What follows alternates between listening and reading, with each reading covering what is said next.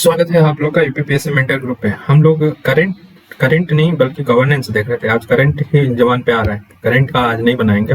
और आप लोग करंट का वीडियो भी देखते चलो, क्योंकि लास्ट मोमेंट पे हेक्टिक ना हो जाए। कोई चीज हेक्टिक नहीं बनाना है, बड़ा इजी वे में चलना है, स्मूथ वे में हम लोग का प्री मेंस इंटरव्यू सब हो जाए, ठीक है ना। तो आप लोग हेक्टिक ना बनाते हुए धीरे धीरे अभी टाइम निकाल के चाय पीते वक्त जैसे भी है, आप लोग इतना जानते हैं कि अपना टाइम कैसे मैनेज करना है, ठीक है ना। ठंड आ रही है तो ठंड से भी बचना है। तो आज हमारा चौथा लेक्चर होगा। इन चौथा लेक्चर के बाद एक लेक्चर और आएगा, पांचवा, और पूरी तरह से जीएस सेकेंड पेपर हमारा कवर घोषित कर दिया जाएगा, सिवाय एक टॉपिक है संविधान का विकास, ठीक है, जिसमें एक्ट वगैरह है। वो हम लोग किसमें देखेंगे? हिस्ट्री में देख लेंगे, तो वहीं से हो जाएगा। इतिहास है ना, कवर सब करेंगे। बस फर्क ये है कि कहाँ करना है, कौन से टॉपिक। जैसे कार्य संस्कृति वाला छोड़ दिया, इसमें कार्य संस्कृति फोर्थ में अच्छे से डिटेल में करेंगे कि फोर्थ का भी काम हो जाएगा, सेकंड का भी हो जाएगा। ऐसे भी गवर्नेंस सबसे ज्यादा उपयोग सेकंड पेपर में, फोर्थ पेपर में किया जाता है। ये मान के चलना दिमाग में कि गवर्नेंस का फोर्थ पेपर में बहुत ज्यादा उपयोग होगा। वहां चीजें सारी रिपीट होंगी, जैसे हम एनजीओ हो गया या सोशल ऑडिट हुआ, एग्जाम्पल के रूप में यूज करेंगे। और यहाँ के जो एग्जाम्पल हैं वो जीएस4 में भी काम आएगा, तो ध्यान रखना है इस बात को। तो चले, पहला आ रहा है टॉपिक कि सिविल सोसाइटी या नागरिक समाज होता क्या है। तो देखो, सिविल सोसाइटी एक सम्मिलित स्वरूप है, बहुत बृहद है। ये ग्रुप में नागरिक समाज की बात हो रही है। और जब भी नागरिक समाज या सिविल सोसाइटी की बात हो ना, तो आपके दिमाग खुला होना चाहिए। वर्ल्ड बैंक क्या बोलता है? वर्ल्ड बैंक बोलता है कि सिविल सोसाइटी, जो सिविल सोसाइटी है, वो इसमें कौन कौन होते हैं? तो कोई संगठन होगा, कोई भी संगठन समझ लो पहले, संगठन, ठीक है, सामुदायिक ग्रुप, कोई भी सामुदायिक ग्रुप, ठीक है, या समूह बोलते हैं, समूह, ठीक है, एनजीओ, गैर सरकारी संगठन, श्रमिक संघ, जो भी लेबर ग्रुप होता है, श्रमिक संघ, ठीक है, और स्वदेशी मतलब स्वदेशी समूह। स्वदेशी समूह समझते हो? स्वदेशी मतलब अपने देश में बना हुआ कोई समूह हो, ठीक है। उसके बाद धर्मार्थ ग्रुप या धर्म से जुड़ा हुआ धर्मार्थ संगठन, ठीक है। पेशेवर संघ, जैसे कि व्यवसाय संघ हो गया, या पेशेवर संघ बोलते हैं सीधे बात, चाहे वो नौकरी से हो चाहे कुछ से वो, ठीक है ना। इन सब की सम्मिलित स्वरूप को ही क्या बोला जाता है? सिविल सोसाइटी बोला जाता है, या नागरिक समाज बोलते हैं। नागरिक समाज, देखो समाज हमने पहले ही बता दिया कि क्यों दिमाग छोटा रख के, क्यों। देखो, एक व्यक्ति से क्या बनता है? हमारा समूह बनता है, और समूह से हमारा क्या बनता है? समुदाय बनता है, और समुदाय से हमारा मिलके क्या बनता है? प्रांत बनता है, और प्रांत से बनके हमारा क्या? राष्ट्र बनता है। अब देखो, समाज की बात अगर कर रहे हैं तो यूनिट कौन है? व्यक्ति है, यूनिट, इन्हीं से समाज बना है। और जब लेवल पे, राष्ट्र पे जाओगे तो विभिन्न प्रकार के समुदाय मिलेंगे। अब जैसे जात धर्म के आधार पे देख लो तो ईसाई 8 धर्म है, ईसाई हो गया, मुस्लिम हो गया, ठीक है, पारसी हो गया, हिंदू हो गया, ऐसे धर्म है, समुदाय है, हिंदू है।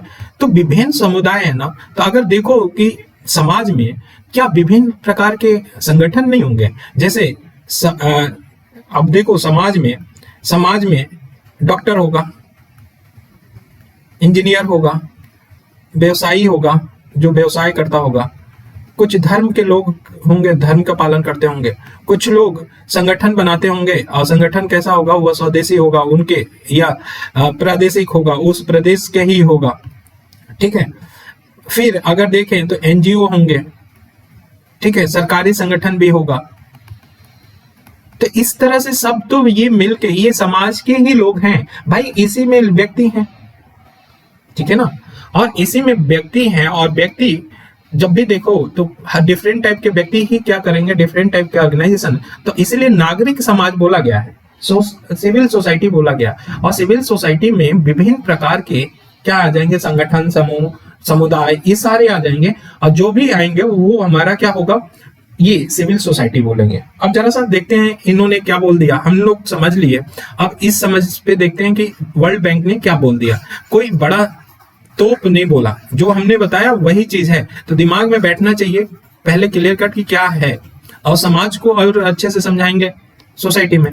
यहाँ पे बताने का कोई मतलब नहीं है, ऐसे ही विस्तार हो जाएगा। तो विश्व बैंक ने बोला कि सिविल सोसाइटी वस्तुतः संगठनों, सामुदायिक समूहों, गैर सरकारी संगठन एनजीओ, श्रमिक संघ, स्वदेशी समूह, धर्मार्थ संगठन, आस्था आधारित संगठन, पेशेवर संघों और प्रतिष्ठानों के एक विस्तृत समूह को क्या करता है, संदर्भित करता है। देख लो, जितना विस्तार करो यहाँ पे तो कुछ भी तो लिख दोगे तो जो भी याद आएंगे वो बोल दोगे। और हमने कहा कि सिविल सोसाइटी का मतलब समाज जहां आ गया, और समाज में हर एक संगठन, हर एक चीज जो भी बना है समाज में प्रत्यक्ष रूप से, चाहे संगठन दिख रहा हो, चाहे समूह दिख रहा हो, ठीक है, चाहे धर्म के आधार पे कोई दिखे, चाहे जाति के आधार पे दिखे, चाहे एक हम दबाव समूह या हित समूह जो बोलते हैं वो भी क्या है, हमारा सिविल सोसाइटी का है, एनजीओ भी वही है, ठीक है ना। तो ये हमारा सोचने का क्राइटेरिया है, और वर्ल्ड में चपका देना है किसका मोहर, कि विश्व बैंक ने ऐसा बोला है। ठीक, भारत में सिविल सोसाइटी की बात करें तो भारत में कैसा है सिविल सोसाइटी, तो जैसे सेल्फ हेल्पिंग ग्रुप जो होते हैं, जो स्वयं सेवक होते हैं, वो गांव में हथकरघा जो बुनकर है उनकी सहकारी समितियों के लिए गठन होना, या सीधे सीधे बोले कि हथकरघा बुनकरों के लिए बुनकरों का संगठन या यही क्या बनाते हैं, सहकारी समिति बनाते हैं। तो सहकारी समिति तो वो किससे बनता है, हाँ, सहकारी समिति जो स्वयं सेवक ग्रुप होते हैं वो ही बनाते हैं ये। दूसरी बात है, सिविल सोसाइटी में अगर देखा जाए, वेरी इंपॉर्टेंट बात है कि अगर सिविल सोसाइटी की बात करें तो ये सुशासन लाता है। सुशासन को अगर देखना है, अगर अच्छा सुशासन व्यवस्था करना है तो कौन करेगा, ये करेंगे हमारे सिविल सोसाइटी को। तो जो भी सुशासन की व्यवस्था अच्छी हो, सुशासन को अगर लाना है तो इसमें सिविल सोसाइटी का महत्वपूर्ण रोल होता है। और सिविल सोसाइटी में जो पीछे बता चुके हैं वो सबका होगा। भाई सुशासन अगर लाना है तो समाज का रोल होगा कि नहीं होगा, होगा, सीधी बात है, और समाज के ही वो पार्ट है, ठीक है। अगर लोकतांत्रिक विचारधारा को प्रोपोगेट करना तो इससे बढ़िया कौन सा है, जनता ही है, समाज, सीधी बात है। हम यहाँ दूसरा वर्ड कर रहे हैं, जनता ही क्या है, समाज है। तो लोकतंत्र व्यवस्था अच्छा होगा कौन, जब ये भागीदारी करेंगे, ठीक है।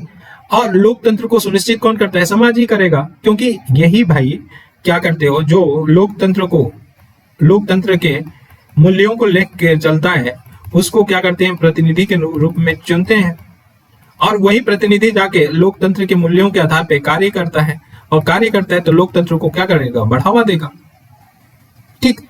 तो भारत में सिविल सोसाइटी की ओरिजिन देखें तो ये सुशासन में बहुत ज्यादा रोल करते हैं। कैसे करते हैं सुशासन को रोल, अब यही बोल देंगे कि सुशासन को लाने में सिविल सोसाइटी का महत्वपूर्ण योगदान है, उल्लेखित करिए, उदाहरण सहित उल्लेखित करिए, बन गया क्वेश्चन।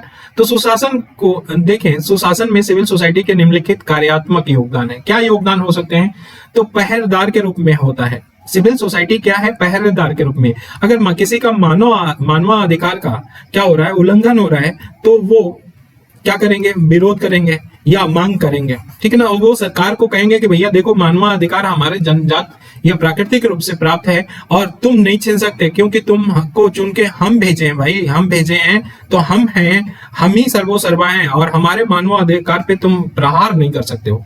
तो पहरेदार है वो, अगर कहीं भी गड़बड़ हुआ मानवाधिकार को लेके तो तुरंत शासकीय त्रुटियों के विरुद्ध क्या करेंगे, आवाज उठाने लगेंगे।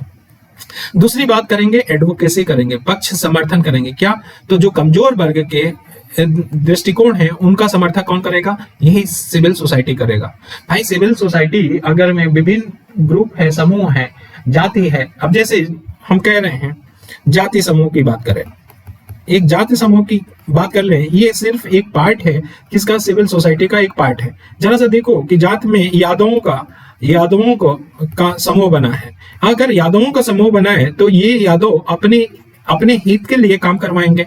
अगर इसमें कोई बहुत गरीब होगा तो वो गरीब की बात सरकार तक कौन पहुंचाएगा? यही पहुंचाएंगे। ये समूह अपने अपने जाति का क्या देखेंगे? देखभाल करेंगे। तो कमजोर वर्ग के दृष्टिकोण को समर्थक कौन करेगा? सिविल सोसाइटी करेगा। आंदोलनकारी कौन करेगा? आंदोलन, अगर कोई भी किसी चीज का हनन कर रहा है, गवर्नमेंट लोकतांत्रिक रूप से नहीं चल रहा है, लोकतांत्रिक रूप से ना चले तो फिर उसका हनन होगा, तो फिर क्या करेगा? वो आंदोलन करेगा। आंदोलन करने के लिए चाहे वो पर्यावरण का मुद्दा हो, चाहे किसी का मुद्दा लेके वो क्या करेगा? लड़ेगा। ठीक है, और पीड़ित नागरिकों की ओर से लड़ेगा।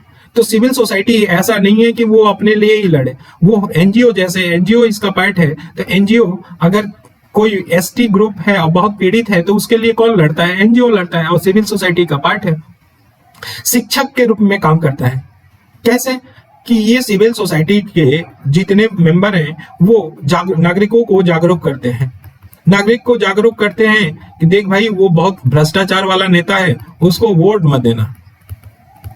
फिर कहेंगे कि देख पर्यावरण को नुकसान ना पहुंचा तो ऐसा करो, पर्यावरण का नुकसान हो रहा है, लोग की मृत्यु दर बढ़ेगी। अगर कहीं शिक्षा नहीं है तो शिक्षा को प्रमोट करेगा, मतलब हर तरह से जागरूक करेगा। शिक्षक होके सिविल सोसाइटी जागरूक करेगा। ठीक है, मनोभाव चेंज करेगा। जैसे अगर बेटी बचाओ बेटी पढ़ाओ, बेटी बचाओ बेटी पढ़ाओ योजना है, इस योजना के तहत मनोभाव को बदला गया। जो मनोभाव को बदला गया कैसे? कि लड़कियों का बर्थडे मनाया जा रहा है, लड़कियों का बर्थडे मनाया जा रहा है। जिले में जो डीएम है वो लड़कियों को प्रोत्साहन के रूप में पुरस्कार दे रहे हैं। ठीक है, फिर स्कूलों में ऐसा है कि उनका लड़कियों को प्रतिनिधित्व दिया जा रहा है। ठीक है, उनको कॉलेज क्लास मॉनिटर वगैरह बोला जा रहा है। और फिर ऐसे माता पिता जो हैं, जो बोझ समझते हैं, वो माता पिता को समझाया जा रहा है। तो ओवरऑल मनोभाव जो हो रहा है, तो कुछ ग्राउंड लेवल पे लोग काम कर रहे हैं। वो ग्राउंड लेवल पे जो लोग काम कर रहे हैं, चाहे वो संगठन होगा, चाहे एनजीओ होगा, कुछ भी होगा, वो तो है सिविल सोसाइटी के पार्ट। तो वो मनोभाव को भी चेंज करेंगे। जैसे इंटरेस्टिंग कहानी बताते हैं, एक कहानी बताएं आप लोग को कि जनजाति जो होती है ना, जो पिछड़ी जनजाति, सबसे जिसको खाना बदोश बोलते हैं हम लोग, वो जनजाति ये कहती है अगर तबीयत खराब हो जाए ना, किसी का तबीयत खराब हो जाए तो वो सीधे बोलता है कि काला जादू किसी ने किया है, काला जादू। और काला जादू किया है तो उन लोग के परंपरा या उन लोग की संस्कृति में ये ऐसा बैठा हुआ है, ओझा ओझा होता है, ओझा। वही बोला जाता है कि प्रथम क्या है, प्रथम डॉक्टर अगर कहा जाए ट्राइब्स का, तो प्रथम डॉक्टर वही है। अगर कुछ होता है, काला जादू हुआ है, तो वो काला जादू को खत्म करने के लिए बेड पे पड़ गया है। भले हम लोग जानते हैं मेडिकल टर्म में कि पैरालिसिस हो गया, पैरालिसिस हो जाएगा तो पड़ जाएगा, अब हम मेडिकल टर्म में जानते हैं, लेकिन वो कहेगा किसी ने काला जादू हम पे कर दिया। और काला जादू कर दिया है तो वो ओझा को बुलाएगा, और ओझा क्या करेगा? पूजा पाठ करेगा और कहेगा कि तुम्हारे भगवान को, जिसको मानता होगा, उस भगवान से हम कांटेक्ट किए, और भगवान कह रहे हैं कि तुम्हें 3 महीना पे क्या हो जाओगे? सही हो जाओगे, 3 महीना में सही हो जाओगे, ये जड़ी बूटी खाओ, ये कुछ ऐसा करो। या तुम सही नहीं हुए तो ये ओझा बोल दिया कि जिसने जादू किया है ना वो बहुत ताकतवर था, हमारा जो ताकत था ना छोटा हो गया, अब लाओ विशाल रूप से फिर से करते हैं। तो ओझा क्या एक मनो भाव से खेलते हैं इनके, और इनका पूरा विश्वास है। अब क्या किया, एनजीओ जाके बोलने लगे कि यहाँ पे एनजीओ जाके बोलने लगे कि देख भाई, तुझे पैरालिसिस हुआ है, मतलब ब्रेन स्ट्रोक हुआ है, और ये पर्यावरण के नुकसान की वजह से, पर्यावरण की वजह से तुमको नुकसान हुआ है और ब्रेन हैमरेज हुआ है, इसलिए हुआ। कहेगा तुम मूर्ख हो, तुमको कुछ नहीं, काला जादू है। और वो कहेगा कि हम डॉक्टर लेके आए हैं और ये बहुत बढ़िया इलाज करते हैं, तुम्हें दवा देंगे, ठीक हो जाओगे। तो कहेगा ना बाबा ना, हम नहीं खाएंगे, हम इन डॉक्टर की दवा नहीं खाएंगे, हमें मालूम है तुम मूर्ख हो, हमको काला जादू हुआ है। ये चाहे लाख कर ले एनजीओ, इसकी संस्कृति को नहीं चेंज कर सकता है। जो पहले से चला आ रहा है संस्कृति, वो चेंज नहीं कर सकता है। अगर चेंज करना है तो आपको क्या करना होगा, जो ओझा है ना उनको पकड़ो और ओझा को शामिल करो, वो मनोभाव के साथ है, डॉक्टर और दोनों यही ट्रीट कर सकते हैं। ओझा और डॉक्टर को जब ले जाओगे तो ये एक्सेप्ट करेंगे, और एक्सेप्ट करेंगे तो ये सही होंगे। अदरवाइज ये ओझा चाहे जितना झाड़ फूक कर ले, अब इस लेवल तक है। अब बताओ इनको मनो दशा कैसी है, इनको चेंज करने की जरूरत है कि नहीं है? और यहाँ पे कौन काम करेगा? सिविल सोसाइटी के लोग करेंगे। बस ये कहानी बताने का मतलब है। तो अब देखो एक चीज कि शिक्षक के रूप में, सेवा प्रदाता के रूप में, कि जैसे जहां पे वो क्षेत्र है, पहाड़ी एरिया है या बहुत वीरान जंगल है, उस जंगल तक पहुंच कौन बनाएगा? ये सिविल सोसाइटी के लोग। अगर वहां पे कुछ हो गया, कुछ भी आपदा आ गया, ठीक है, सरकार नहीं पहुंच सकती, लेकिन सिविल सोसाइटी के लोग वहां पे जाके निस्वार्थ भाव से वहां पे सेवा पे लगे रहते हैं। तो सेवा प्रदाता के रूप में हो, चाहे मेडिसिन के रूप में हो, चाहे जैसे एनजीओ की बात कर लो, एनजीओ बहुत सारे ट्राइबल ऐसे क्षेत्र में रहते हैं जो जंगल में, घनी जंगल में रहते हैं, वहां पे एनजीओ जाके काम करते हैं। अगर वो इनके इतने ये होता है ना कि ये भी एनजीओ में उन्हीं के आदमी, कोई शिक्षित आदमी हो तभी ये एनजीओ जा पाते हैं, अदरवाइज वो आज भी बाढ़ वगैरह चलाते हैं और छलनी कर दे इनको, एनजीओ वालों को, ठीक है ना। तो सेवा प्रदाता के रूप में, संगठक के रूप में, जैसे कि अगर कोई कार्यक्रम सरकार चला रही है, ठीक है, तो वो किसी कार्यक्रम या नीति के पक्ष में या उसके विपक्ष में वो क्या करते हैं? मोबिलाइजर के रूप में काम करते हैं। जैसे एक एग्जांपल बताते हैं कि नर्मदा बचाओ योजना आंदोलन चला था ना, नर्मदा बचाओ आंदोलन, ये हमारा एक एग्जाम्पल है कि परियोजना के विरोध में, उनकी परियोजना, सरकार की परियोजना थी, उसके विरोध में नर्मदा बचाओ का आंदोलन चला था। तो ये संगठक एक मोबिलाइजर के रूप में काम करते हैं। तो ओवरऑल हम कैसे सही करते हैं, यहाँ पे समरी करें, अगर पूरी बात को समरी करें तो ये सीधी बात है कि सिविल सोसाइटी का सुशासन में क्या योगदान होता है। तो योगदान के लिए जब बोलेंगे तो योगदान, सुशासन लाने में योगदान होगा, तो पहले बताएंगे कि पहरेदार के रूप में होता है। पहरेदार किसके पहरेदार? तो अधिकारों के पहरेदार होते हैं, अधिकारों का क्यों? मानव अधिकार सबसे ज्यादा। एडवोकेसी करते हैं, एडवोकेसी किसके करते हैं? तो वंचित ग्रुप को, वंचित वर्गों का समर्थन करते हैं, एडवोकेसी करते हैं। तीसरा, आंदोलन करते हैं। आंदोलन कैसे करते हैं? अगर कोई समाज के हित में कोई चीज नहीं चलाया जाए, जैसे नर्मदा बचाओ आंदोलन चला था, या कोई पीड़ित है तो पीड़ित नागरिकों की ओर से आंदोलन करते हैं। जैसे आपको याद होगा कि 3 तलाक को लेके पीड़ित महिलाएं थी, आखिर में आंदोलन हुआ ना, सरकार जानी, फिर लेके कानून आई कि नहीं उस आंदोलन के खिलाफ। तो पीड़ित नागरिकों की ओर से, चाहे मेल हो, चाहे फीमेल हो, चाहे ग्रुप हो, या पूरा समाज हो, या पूरा क्षेत्र हो, अगर पीड़ित है तो आंदोलन करेगा। तो आंदोलन की बात हो गया। फिर शिक्षक के रूप में काम करेगा कि शिक्षक के रूप में, स्वास्थ्य के रूप में शिक्षा देगा, राजनीति का शिक्षा देगा, फिर शिक्षा में, शिक्षा को बढ़ावा देने के लिए शिक्षा देगा, मनोभाव चेंज करेगा। ये सारे काम शिक्षक के रूप में सिविल सोसाइटी योगदान देता है, इसलिए सुशासन आएगा। सेवा प्रदाता के रूप में होगा, सेवा प्रदाता के रूप में, जैसे सेवा प्रदाता के मतलब जहां पहुंच, जैसे सुने ना, जहां ना पहुंचे रवि वहां पहुंचे कभी, तो जहां ना पहुंचे शासन वहां पे पहुंचे सिविल सोसाइटी। जहां पे शासन नहीं पहुंच पाएगा वहां पे अगर बाढ़ आ गई, आपदा आ गया, या किसी तरह का समर्थन करना है, सेवा देना है, दवा देना है, ठीक है, जैसे हम एसटी की एक एग्जांपल लेके बताए, तो वो कौन देगा? यही देते हैं। तो इसलिए सुशासन लाते हैं। संगठक मोबिलाइजर के रूप में काम करते हैं, सरकार की नीतियों और मोबिलाइजर के रूप में इसलिए कि सरकार की नीति अगर अच्छा है तो पक्ष में, अगर अच्छा नहीं है तो विपक्ष में, ठीक। तो ये योगदान है सुशासन लाने में, ये ध्यान रखना इस बात को। और इसी बात को हमको समझाते समझाते 20 मिनट हो गया, ठीक।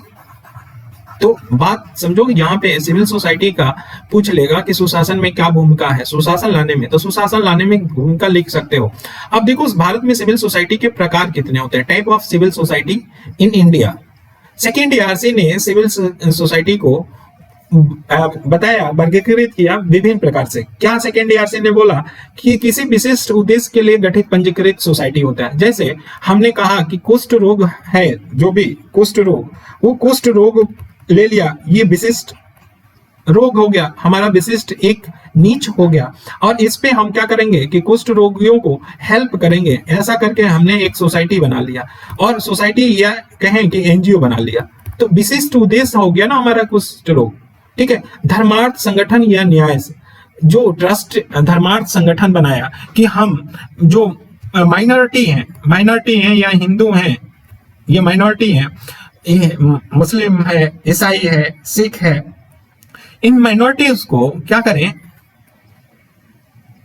इस माइनॉरिटी ट्रस्ट से बनाए, ट्रस्ट से बनाए मतलब कि अपने लोगों को ये क्या करें, हेल्प करें, अपने जो समुदाय है उनको क्या करें, हेल्प करें, एक ट्रस्ट बना के हेल्प करें। और बहुत सारे आप चले जाओगे धर्मार्थ संगठन मिल जाएंगे, बहुत सारे। जैसे हम एक याद होगा कौन, एक धर्मालय के नाम सुने हो, धर्मालय, धर्मालय में रुकते हैं लोग। अक्सर देखोगे किसी बड़ा पीजीआई है, पीजीआई, एसजी पीजीआई के सामने एक उसका नाम नहीं याद आ रहा है, लेकिन एक आश्रम है, आश्रम। वो आश्रम सस्ते दर पे क्या करता है, लोगों को जो पेशेंट आते हैं उनको रहने का व्यवस्था करता है, अपने यहाँ खाना वाना खिलाता है, सस्ते दर पे करता है, ठीक है। तो वो धर्मार्थ किसी एक धर्म के द्वारा वो आश्रम खोला गया है। वैसे ही जैसे हज की यात्रा होता है, तो हज में यात्रा करने के लिए लोग जाते हैं, तो अपने उनके लिए एक आश्रम होता है, ठीक है ना, और वो उस धर्मार्थ को कार्य करने के लिए वो काम करते हैं। तो वैसा ही है कुछ।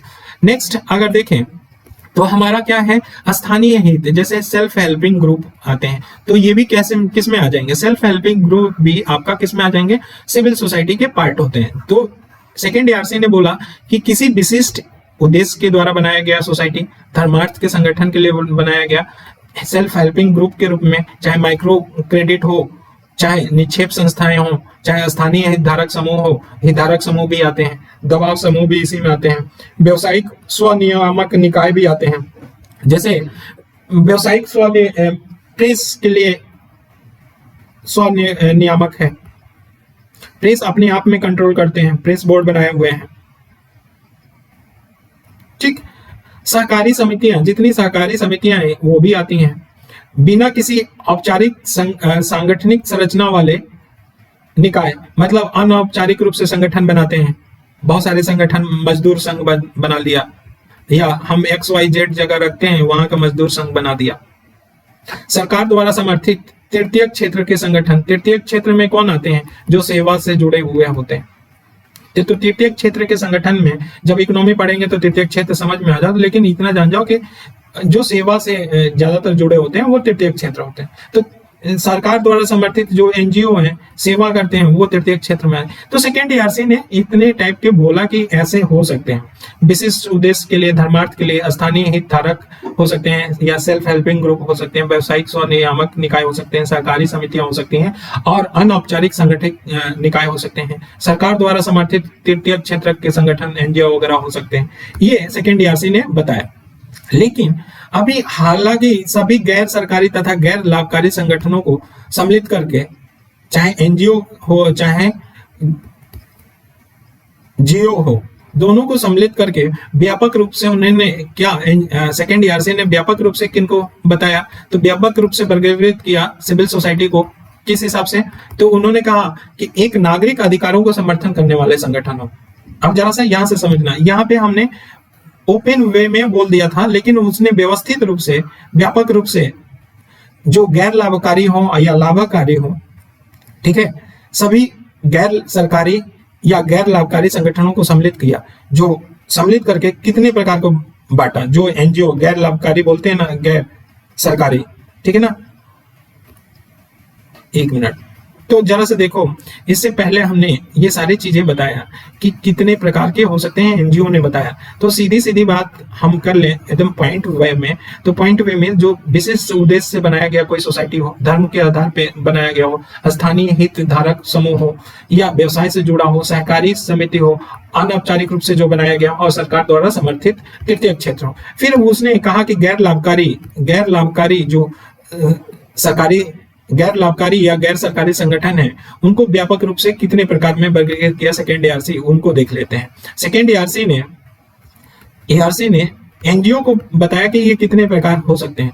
तो एक नागरिक अधिकारों को समर्थक संगठन हो सकता है, जैसे नागरिक के अधिकारों को, जैसे महिलाओं का करने वाला, समर्थन करने वाला, ठीक है, प्रवासियों का, दिव्यांगजनों का, HIV का, ठीक है, यौन कार्मिक का, दलितों का, जनजातियों का, इन समुदायों का मानव अधिकार का समर्थन करने वाला एक संगठन होता है।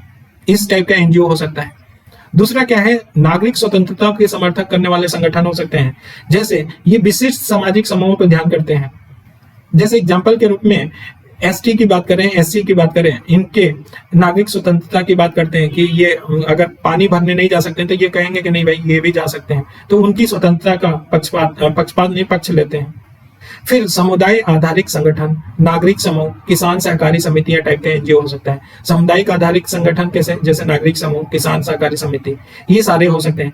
इन पे होगा क्या कि ये सार्वजनिक नीति से संबंधित मुद्दों में नागरिकों की भागीदारी बढ़ाना या समुदाय विशेष के जीवन की गुणवत्ता में सुधार लाने के लिए ये समुदाय आधारित संगठन बनते हैं। जैसे किसान का ही बन गया तो किसानों को जीवन स्तर को बढ़ाना, ठीक है, उनको अच्छा लाभ दिलाना, इनका ध्येय यही रहेगा।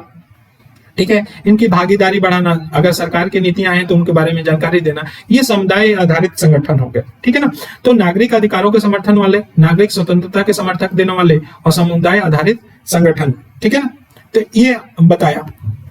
फिर बोला कि व्यवसाय तथा उद्योग के संगठन वाले हो सकते हैं, जैसे कि व्यवसाय से संबंधित नीतियों को या कार्यों को क्या करना, प्रणयन करना या उसके प्रचार करना और उसका रक्षा करना, इनका काम होता है। श्रमिक संगठन होते हैं, श्रमिक संघ होते हैं, जैसे कर्मचारियों का संघ होता है, श्रमिकों का होता है। अंतर्राष्ट्रीय शांति और मानवाधिकार संगठन होते हैं, जैसे शांति और मानवाधिकार को प्रोत्साहन देना, जैसे बहुत सारे हैं, अब याद तो नहीं आ रहा है, पीस कीपिंग है, पीस कीपिंग है।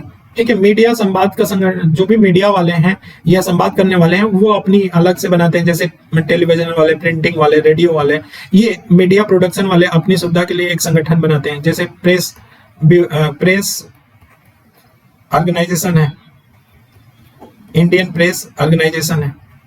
ठीक है, वैसे ही राष्ट्रीय संसाधन संरक्षण तथा सुरक्षा संगठन के लिए बनाते हैं। राष्ट्रीय संसाधन संरक्षण और सुरक्षा संरक्षण के लिए, जैसे भूमि का हो गया, जल का हो गया, ऊर्जा का हो गया, वन जीव उत्पाद, वन का हो गया, पादप संसाधन है, उनके लिए ये करते हैं। जैसे एग्जांपल के लिए ग्रीन पीस काम करता है पर्यावरण को लेके। ठीक है, बॉम्बे या आमटे करते हैं। निजी तथा सार्वजनिक आधार पर बनाए जाते हैं, जैसे अनुदान साझेदारी के माध्यम से विकास को प्रोत्साहन देना, तो अनुदान या साझेदारी के माध्यम से विकास देने वाले भी एनजीओ मिल जाएंगे। सिविल सोसाइटी में भी सम्मिलित हो जाए, ये सिविल सोसाइटी में भी सम्मिलित होते हैं, जैसे राजनीतिक दल में, धार्मिक संगठन में, हाउसिंग सरकारी समितियां भी होती हैं। तो इस तरह के हो सकते हैं, बहुत तरह के इन्होंने बताया। बस हमें 4-5 याद रखने हैं और डायमेंशन याद रखने हैं, और ज्यादातर इन्हीं में नागरिक अधिकार के समर्थक, नागरिक स्वतंत्रता के समर्थक, समुदाय, सबको बोलो और एग्जाम्पल देते जाओ एक एक, क्योंकि हम जो एनजीओ है ना कि संगठन की बात में, वो एग्जाम्पल सब दिए हैं, कहाँ पे, सोसाइटी में दिए हैं, सब सोसाइटी में दिए हैं। अब यहाँ पे हम सिर्फ समझ रहे हैं और एग्जाम्पल कहाँ से उठाएंगे, एग्जाम्पल हम सोसाइटी में जितने संगठन के प्रकार दिए, नागरिक के लिए, कृषि के लिए, सबके लिए दिए हैं, तो वहां से उठाएंगे एग्जाम्पल। ठीक है ना, अब चलते हैं कि गैर नागरिक संगठन होते क्या है। एनजीओ से क्वेश्चन पूछा जाता है कि एनजीओ क्या है, तो सीधी सी बात है कि संरचनात्मक रूप से व्यवस्थित और विशेष प्रकार के कार्य निष्पादित करने वाले सिविल सोसाइटी को ही क्या बोलते हैं, एनजीओ बोलते हैं। यहाँ पे भी सिविल सोसाइटी हो गया, ठीक है ना, तो विशेष प्रकार का, कोई विशेष प्रकार के लिए, जैसे कुष्ठ के लिए हो गया, गरीबी को खत्म करने के लिए कोई ध्येय बना देगा, कोई शिक्षा को प्रमोट करने के लिए बनाएगा। ठीक है ना, तो इस तरह के विशेष प्रकार के कार्य निष्पादित करने वाले जो सिविल सोसाइटी होते हैं वो उनको एनजीओ कहते हैं। सिंपल सी बात है। अब पूछा जाता है कि एनजीओ की विशेषताएं क्या होती हैं, क्वेश्चन ये पूछा जाता है, और टू द पॉइंट हमने सारी चीजें बता रखी हैं। ऑल्दो मैंने 4th लेक्चर में एक पता नहीं कौन सा टॉपिक डाल दिया था, बड़ा कॉम्प्लिकेटेड उसमें लिखा गया, उसको समझा दिया था, आप लोग को नोट भी करा दिया था, लेकिन इधर नहीं मिलेगा। ठीक है ना, एनजीओ की विशेषताओं में पहला विशेषताएं क्या होगा कि ये निजी व्यक्तियों का ऐसा समूह होता है जो किसी विशेष सामाजिक सिद्धांतों में विश्वास रखता है। जैसे विशेष सामाजिक सिद्धांतों में विश्वास करता है, ये विश्वास करेगा कि शिक्षा में बहुत, उस समाज में कोई XYZ एरिया है, उस समाज के लोग बहुत कम शिक्षित हैं, तो वो सिद्धांत में बढ़ेगा, विश्वास करेगा कि शिक्षा देके और इस समाज में सुधार कर सकते, तो उसके सिद्धांत पे, एक विशेष प्रकार के सिद्धांत पे क्या करेगा, विश्वास कर सकता है। हो सकता है कि यही XYZ में दूसरा एनजीओ कहे कि इनके स्वास्थ्य में सुधार कर देंगे तो इनके कार्य करने की क्षमता बढ़ जाएगी तो ये आर्थिक रूप से सशक्तिकरण हो जाएंगे, आर्थिक रूप से सशक्तिकरण होंगे तो समाज क्या हो जाएगा, विकास हो जाएगा। तो ये दूसरा सिद्धांत हो गया। एक सोचेगा कि शिक्षा दे देंगे तो शिक्षा देंगे तो स्वास्थ्य सही हो जाएगा। तो सिद्धांत सबका अलग अलग हो सकता है, मोटिव अलग अलग हो सकते हैं एनजीओ के, तो विशेष सामाजिक सिद्धांत पे काम करते हैं। तो पहला हमारा की पॉइंट हो गया कि विशेष सामाजिक सिद्धांत पे करते हैं, ठीक है। दूसरा क्या है कि वे जिस समुदाय की सेवा कर रहे होते हैं उसके विकास के लिए अपनी गतिविधियों को एक विशेष रूप प्रदान करते हैं। तो जिस समुदाय की सेवा कर रहे हो, चाहे एसटी हो, चाहे एससी हो, चाहे माइनॉरिटी हो, उसके विकास के लिए अपनी गतिविधियों को एक विशेष रूप प्रदान करते हैं। रूप प्रदान करते हैं मतलब अपने सिद्धांतों को व्यवहार में लाना है तो उसको रूप तो प्रदान करना होगा ना। तो व्यवहार लाएंगे तो कैसे देंगे, एक खाका क्रिएट करेंगे कि कैसे उनको हम, अगर शिक्षा की बात है तो कैसे बढ़ावा देंगे। तो अपनी गतिविधियों को एक विशेष रूप प्रदान करते हैं और उसके अनुसार वो व्यवहार में लाते हैं, ठीक है। एक प्रकार का सामाजिक विकास संगठन होता है। तो एनजीओ कैसा होता है, सामाजिक विकास को, समाज को ही विकास करने के लिए बनाया जाता है। तो ये भी बात हो गया कि सामाजिक विकास को ध्येय में रख के ये काम करते हैं।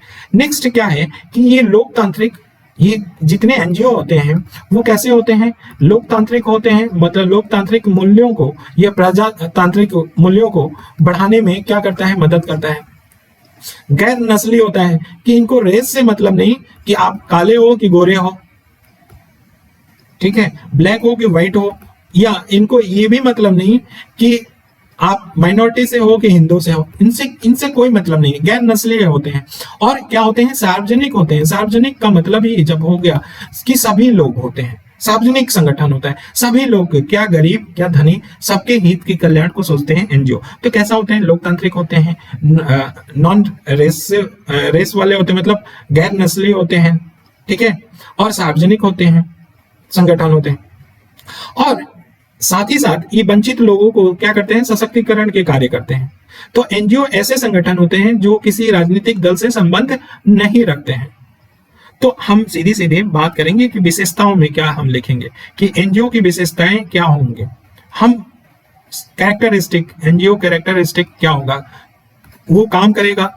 तो एक विशेष कार्य क्षेत्र होता है, हम अपने तरफ से बोल रहे हैं, विशेष कार्य क्षेत्र होता है, मतलब या कार्य क्षेत्र, विशेष कार्य क्षेत्र होता है, उसमें काम करते हैं।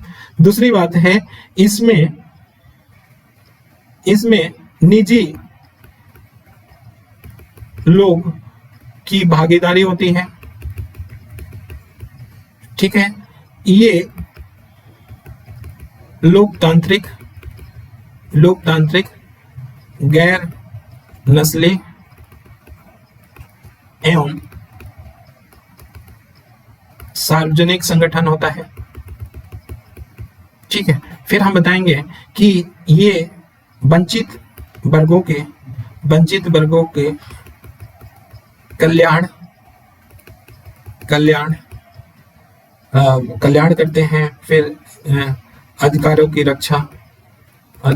रक्षा, सामाजिक एवं सामाजिक आर्थिक उन्नति पर ध्यान केंद्रित करते हैं। देखो, लैंग्वेज अपना ही होना चाहिए, पढ़ लो चाहे कितना किताब में, अपना ही लैंग्वेज होना चाहिए, अपना ही समझ होना चाहिए, यही काम आएगा, ठीक है ना। जो हमने यहाँ पे पढ़ लिया अपने लैंग्वेज में हमेशा लिखने की कोशिश करो, क्योंकि वही ज्यादा काम करेगा। तो ये सामाजिक विकास से जुड़े संगठन होते हैं। इनका राजनीतिक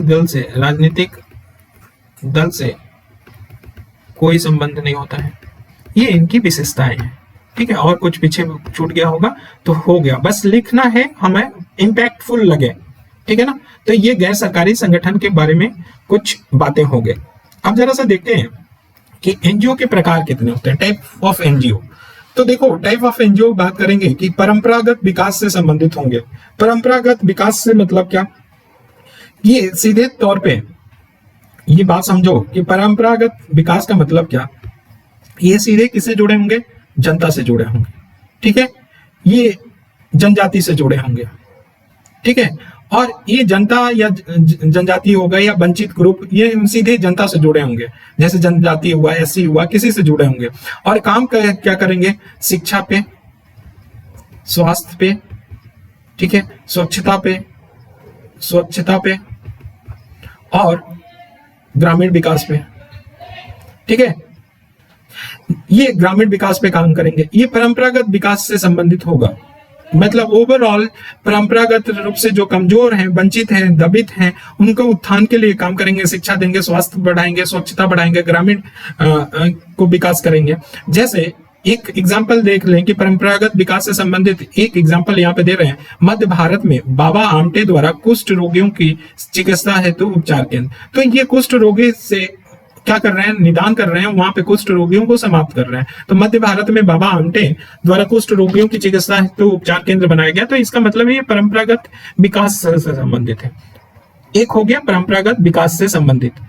बहुत ध्यान से समझना इस बात को, जब भी एनजीओ के प्रकार पूछेंगे तो एक हो गया परंपरागत विकास से संबंधित। दूसरा होते हैं एक्टिविस्ट एनजीओ, सक्रियतावादी एनजीओ होते हैं। सक्रियतावादी ये एनजीओ होते हैं, वो कहते हैं कि सरकार उस पे विश्वास करते हैं कि बहरों के कान तक बम फोड़ के ही सुनाया जा सकता है। मतलब इतना नहीं है कि वो हिंसक पे आ जाएंगे, लेकिन हाँ, सक्रियता एक्टिविस्ट के रूप में बहुत ज्यादा सक्रिय होंगे और शासन को, मतलब शासन को कानों तक पहुंचाने के लिए वो अपना एक्टिविस्ट रूप धारण करते हैं। जैसे एग्जाम्पल के रूप में कि नर्मदा बचाओ आंदोलन है, ठीक है, और नर्मदा बचाओ आंदोलन एक एक्टिविस्ट एनजीओ है। कैसे? क्योंकि वो पर्यावरण के, एक तो पर्यावरण को बचाने की बात हो रही थी यहाँ पे, दूसरी बात है कि वहां पे परियोजना के बहुत सारे नुकसान थे। आखिर में सरकार ने सुना कि नहीं सुना? अब बहुत पॉपुलर हुआ था ये। तो सक्रियतावादी में क्या होता है कि एनजीओ सक्रियतावाद को अपने लक्ष्य तक पहुंचने का प्राथमिक साधन बनाते हैं, लक्ष्य तक पहुंचने का, क्योंकि उन्हें विश्वास ही नहीं होता है कि वे अधिकारियों को किसी अन्य ढंग से कार्य हेतु, मतलब उनकी बातें सुनेंगे। जब तक वो एक्टिविस्ट के रूप में काम नहीं करेंगे तो अधिकारी, उनको विश्वास ही नहीं होता कि उनके अधिकारी बात सुनेंगे। जैसे एग्जांपल के लिए नर्मदा बचाओ आंदोलन, ये ऐसा संगठन है जिसने मध्य भारत में नर्मदा नदी पे बांधों की एक श्रृंखला के निर्माण का विरोध किया था। तो सुना था एक्टिविस्ट के। तो पहला परंपरागत विकास है, तो दूसरा एक्टिविस्ट, दोनों समझ में आ गया। अब तीसरा देखो, रिसर्च टाइप का होते हैं। ऐसे रिसर्च होते हैं जो बौद्धिक इंटेलेक्चुअल लोग होते हैं, इंटेलेक्चुअल होते हैं, और ये बोलते हैं कि देख भाई, वो तर्क पे बात करते हैं, रिसर्च करके आते हैं, कहते हैं कि देख इस क्षेत्र में शिक्षा की कमी है और गवर्नमेंट साहब आप क्या कर रहे हो, वहां पे शिक्षा की बढ़ावा नहीं दे। तो वो तर्क पे रिसर्च करके आते हैं, डाटा एनालाइज करते हैं, डाटा का विश्लेषण करते हैं, और वो विश्लेषण के आधार पे बताते हैं कि यहाँ स्वास्थ्य में कमी है, यहाँ सार्वजनिक नीतियों में गड़बड़ी है, ये है, वो करता है, मतलब रिसर्च के आधार पे। तो किसी विषय या मुद्दे का सघन तथा गहन विश्लेषण करते हैं, और सरकार, उद्योग जगत या अन्य एजेंसियों के साथ मिलके, सरकार के साथ मिलके, उद्योग जगत के साथ या अन्य एजेंसियों के मिलके सार्वजनिक नीतियों को प्रभावित करने के लिए जनमत तैयार करते हैं। रिसर्च के आधार पे तैयार करा हुआ डाटा प्रेजेंट करते हैं। जैसे एग्जाम्पल है कि रिसर्च एनजीओ का कौन सा एग्जाम्पल है, बहुत बढ़िया एग्जाम्पल है centre for science and environment. ये पर्यावरण से संबंधित एनजीओ है, और ये एनजीओ लोगों को जागरूक करता है पर्यावरण को, और वो किससे करता है? डाटा के माध्यम से बोलता है कि देखो अगर ऐसे करते रहोगे तो तुमको शुद्ध हवा नहीं मिलेगा 50 साल के बाद, ऐसे ऐसे बातें बोलेगा, डाटा ऐसे ऐसे करेगा, ठीक है। तुम्हें खाने के लिए तरस जाओगे अगर ऐसे पर्यावरण का दोहन करोगे कितने साल के बाद, तो डाटा ये पब्लिश करेगा। तो centre for science and environment NGO का नाम याद रखना, ठीक है। तो 3 प्रकार का एनजीओ बताया। एक बताया पारंपरिक विकास को बढ़ावा देना, दूसरा हमने बताया कि एक्टिविस्ट की तरह काम करना, और तीसरा बताया कि रिसर्च के एनजीओ हो जो डाटा वगैरह। ये 3 टाइप का एनजीओ बताया, ठीक ना। अब चलते हैं कि एनजीओ का वर्गीकरण निम्नलिखित आधार पे किया जा सकता है। तो एनजीओ का वर्गीकरण अगर देखा जाए तो 2 आधार पे किया जा सकता है। एक तो ये होगा कि एनजीओ का निर्माण किसे लाभ पहुंचाने के लिए किया गया, माइनॉरिटी को, एसटी को, दलित को या महिलाओं को, किसके लिए, किसको लाभ पहुंचाने के लिए किया गया है, ठीक है। तो लाभार्थी कौन है, इसके आधार पे एक एनजीओ का हो जाएगा। दूसरा आधार बोला जाता है कि एनजीओ किस प्रकार का कार्य करती है, अर्थात गतिविधि के आधार पे दूसरा वर्गीकरण किया जाता है। तो जब भी एनजीओ का वर्गीकरण करा जाए तो 2 आधार पे कि लाभार्थी कौन है, लाभार्थी कौन है, और दूसरा क्या, इसकी गतिविधि कैसी है, उस आधार पे किया जाता है नॉर्मल रूप में। अब जरा से देखो एनजीओ विकास में एनजीओ की भूमिका क्या है, role of NGO in development, विकास में एनजीओ का भूमिका क्या है, ये बहुत इंपॉर्टेंट क्वेश्चन पूछा जाता है, विकास में क्या है, तो ये ध्यान रखना। ऐसे कार्य जिनको पूरा करने में राज्य इच्छुक नहीं होते हैं वो हम सीधे सीधे ऐसे लिखेंगे, एग्जांपल देंगे, जैसा फॉर्मेट यहाँ पे अपनाया गया सेम हूबहू हम एग्जाम में करेंगे कि ऐसे कार्य जिनका पूरा करने में राज्य इच्छुक नहीं होता है, तो उसमें होता है, जैसे एग्जाम्पल के लिए जाति व्यवस्था को खत्म करने के लिए राज्य इच्छुक नहीं है, लेकिन इसको खत्म कौन करता है, एनजीओ खत्म करने के लिए, सरकार समय व्यर्थ नहीं करता है, तो ऐसे कार्य को खत्म करने के लिए कौन आती है, एनजीओ आती हैं जाति व्यवस्था को हतोत्साहित करने के लिए। ठीक है, तो पहला ये हो गया। ऐसे कार्य जिन्हें पूरा करने के लिए राज्य के संसाधन अपर्याप्त हैं, तो एक तो राज्य इच्छुक नहीं है और संसाधन पर्याप्त है। जैसे अगर देखा जाए कि राज्य संसाधन अपर्याप्त हैं, किसमें हम देखेंगे तो स्वास्थ्य के सेक्टर में और शिक्षा के सेक्टर में, दो ही ऐसे हैं जहां पे राज्य के संसाधन क्या हो जाते हैं, अपर्याप्त हो जाते हैं। तो दो क्षेत्रों में एनजीओ काम करती हैं, शिक्षा को बढ़ावा देने के लिए और स्वास्थ्य को बढ़ावा देने के लिए। तो पहला बताया राज्य इच्छुक ना हो उन कार्यों को ये करती हैं, जैसे जाति व्यवस्था, वहां पे जहां राज्य के संसाधन अपर्याप्त हो जैसे शिक्षा और स्वास्थ्य में, वहां पे हेल्प करती हैं। तो विकास में भूमिका हो गया कि नहीं। सामाजिक बुराइयों के संघर्ष में, जैसे भ्रूण हत्या या भ्रूण लिंग परीक्षण की वजह से भ्रूण हत्या जैसी बुराई आती है, तो भ्रूण लिंग परीक्षण को क्या करती हैं, प्रतिबंध करती हैं या उनको जागरूक करती हैं, तो ये समाज की बुराइयों को खिलाफ करती हैं। आश्रय शेल्टर का अधिकार, एग्जाम्पल देते चलना है, शेल्टर का अधिकार, जैसे एग्जाम्पल ले लें आश्रय का अधिकार कैसे कि युवा और एक इस्पाक दो संगठन है, एनजीओ है, और ये महाराष्ट्र के संगठन है। महाराष्ट्र में मुंबई जैसे शहर में जो झुग्गी झोपड़ियों में रहते हैं, तो उसको कोई आके उसको विध्वंस करे तो उसको रोकते हैं, और साथ ही साथ झुग्गी झोपड़ियों में ये क्या करते हैं, झुग्गी झोपड़ियों के जीवन स्तर बढ़ाते हैं, जीवन स्तर को बढ़ावा देते हैं। झुग्गी झोपड़ी जानते हो, बॉम्बे जैसे शहर में झुग्गी झोपड़ी एरिया कवर रहते हैं, वहां पे बिल्डिंग बनाने के लिए कितने पैसे उद्योगपति आते हैं कि पैसे लगा के कर दें और उसको तोड़ दें, लेकिन उसकी रक्षा कौन करता है, युवा और इस्पाक करते हैं जैसे एनजीओ।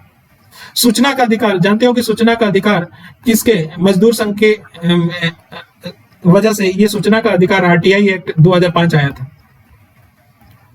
तो ऐसे काम करते, तो भूमिका में देखो कि ऐसे कार्य जो राज्य इच्छुक न हो, राज्य के संसाधन जहां अपर्याप्त हो, सामाजिक बुराई हो, एक आध बुराई के ले लो जैसे भ्रूण लिंग परीक्षण होगा, ठीक है, दहेज हो गया, ये सामाजिक बुराई है।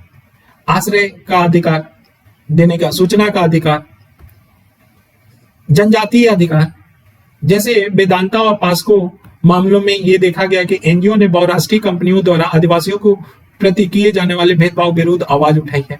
तो वेदांता और पास्को के मामले में ये देखा गया है कि जनजातियों के विरुद्ध जो भी शोषण हो रहे हैं, बहुराष्ट्रीय एमएनसी कंपनियां वहां पे आ रही हैं, अपने उद्योग स्थापित कर रही हैं, उनको हस्तांतरण, भूमि से हस्तांतरण करवा रही हैं, तो ऐसे चीजों के लिए देखा गया कि भेदभाव या शोषण कर रही हैं, उसके प्रति कौन आवाज उठाया, एनजीओ ने उठाया।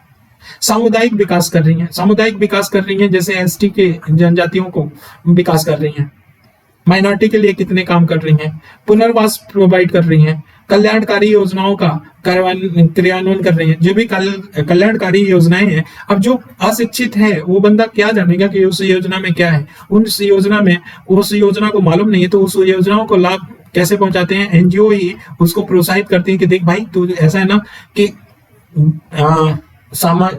सरकार सुकन्या समृद्धि योजना लेके आई है, तू पैसा जमा कर, ठीक है, थोड़ा सा पैसा जमा करेगा तू तो सरकार भी उतना जमा करेगी और अकाउंट में क्या हो जाएगा, बहुत पैसा हो जाएगा, और तेरी बेटी की शादी क्या होगी, धूमधाम से होगी।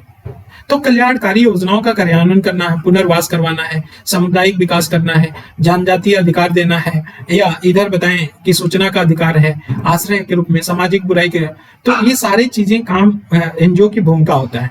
तो अब हम जरा से दिमाग खोलने वाली बात करते हैं कि हम चाहते क्या है और हम कैसे एनजीओ की भूमिका को और बिना पढ़े, बहुत यही एक बार पढ़े हो जाए।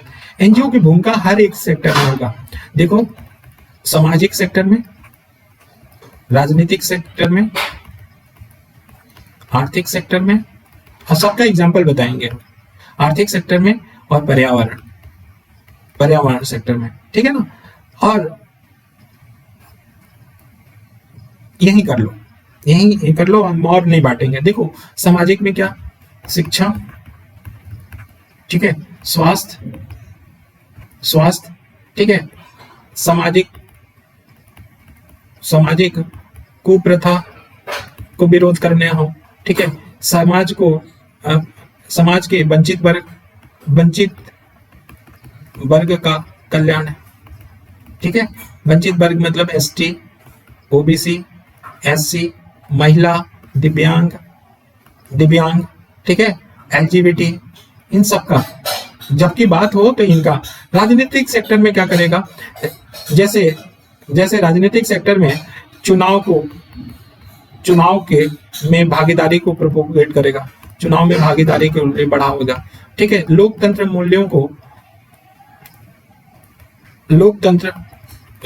के मूल्यों को बढ़ावा देने वाले होंगे। साथ ही ये करेगा क्या कि लोकतंत्र मूल्यों के साथ साथ फिर और क्या करेगा कि जैसे ये शॉर्ट टर्म मेमोरी गजनी, चुनाव में भागीदारी लोकतंत्र में के मूल्यों को बढ़ावा देगा, फिर योजना या नीतियों के बारे में जानकारी देगा, समाज को सशक्त करेगा, राजनीतिक शिक्षा देगा, आर्थिक रूप से क्या करेगा, आर्थिक रूप से ये समाज को सशक्त करेगा, ठीक है। एनजीओ क्या होंगे, साख तक या ऋण तक पहुंच बनाएंगे, ठीक है। फिर हम और क्या कर सकते हैं, आर्थिक जो योजनाएं चल रहे हैं, आर्थिक योजनाओं तक पहुंच, जो वंचित वर्ग की पहुंच बनाएंगे, ठीक है। तो ऐसे हम बोल रहे हैं। पर्यावरण में क्या, पर्यावरण के संसाधन की सुरक्षा, संसाधनों का कुशलतम उपयोग, सॉरी डिस्टर्ब हो गया था, संसाधनों में क्या करेंगे, संसाधनों के कुशलतम उपयोग की बात करेंगे, ठीक है। पर्यावरण क्षरण रोकेंगे, क्षरण को क्या करेंगे, रोकेंगे, ठीक है। जागरूकता फैलाएंगे, ये सब होगा, करेंगे। अच्छा आंसर क्या होगा कि एनजीओ की भूमिका बोले तो सामाजिक भूमिका हेडिंग डालो, राजनीतिक, आर्थिक, पर्यावरण भूमिका हेडिंग डालो, उसमें यही बोलो। और इसके शिक्षा के या जैसे स्वास्थ्य में बाबा आमटे हैं, बाबा आमटे कुष्ठ रोग, ठीक है। ऐसा सामाजिक कुप्रथा के लिए कोई है तो याद है तो लिखते चलो, एग्जाम्पल देते चलो। राजनीतिक शिक्षा में जैसे एडीआर का डाल सकते हो, राजनीतिक में। आर्थिक में कौन है, आर्थिक रूप से सशक्त करने के लिए एक सहकारी ट्राइफेड डाल सकते हो, ठीक है। और ट्राइफेड सहकारी संस्था है, तो सहकारी संस्था एनजीओ की तरह ही आती है, ठीक है ना। तो ट्राइफेड भले है सरकारी संगठन है, बट है एनजीओ की तरह सरकारी संगठन। गैर सरकारी बोलना है तो गैर सरकारी तो ये है, गैर सरकारी में कोई एक एग्जांपल दे देंगे बाद में। वैसे ही पर्यावरण को लेके हो सकता है, पर्यावरण के लिए नर्मदा बचाओ आंदोलन वाला है, वैसे ही बहुत सारे हैं।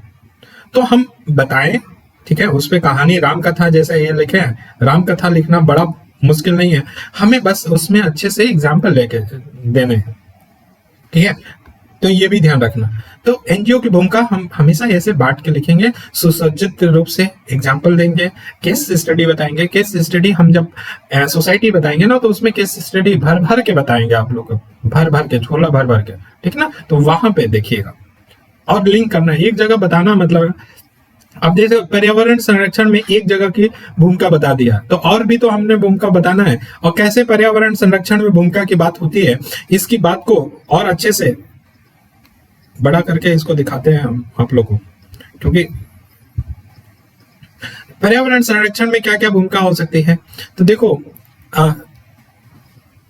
नीतिगत विकास को बढ़ावा देने के लिए, नीतिगत विकास को अगर बढ़ावा देना है, संस्थागत क्षमता का निर्माण करना है, लोगों को अधिक जो सस्टेनेबल या संधारणीय जीवन शैली के साथ जीवन व्यतीत करने के लोगों को सहायता करने के लिए एनजीओ काम करती हैं। अब जैसे कुछ एनजीओ द्वारा चलाए गए कुछ अभियान हैं, जैसे जलवायु परिवर्तन अभियान, प्राचीन वनों का संरक्षण करने के लिए, बस ये एग्जांपल दे दो। समुद्री जीवन और विविधता का संरक्षण करने के लिए एनजीओ ने अभियान चलाया है।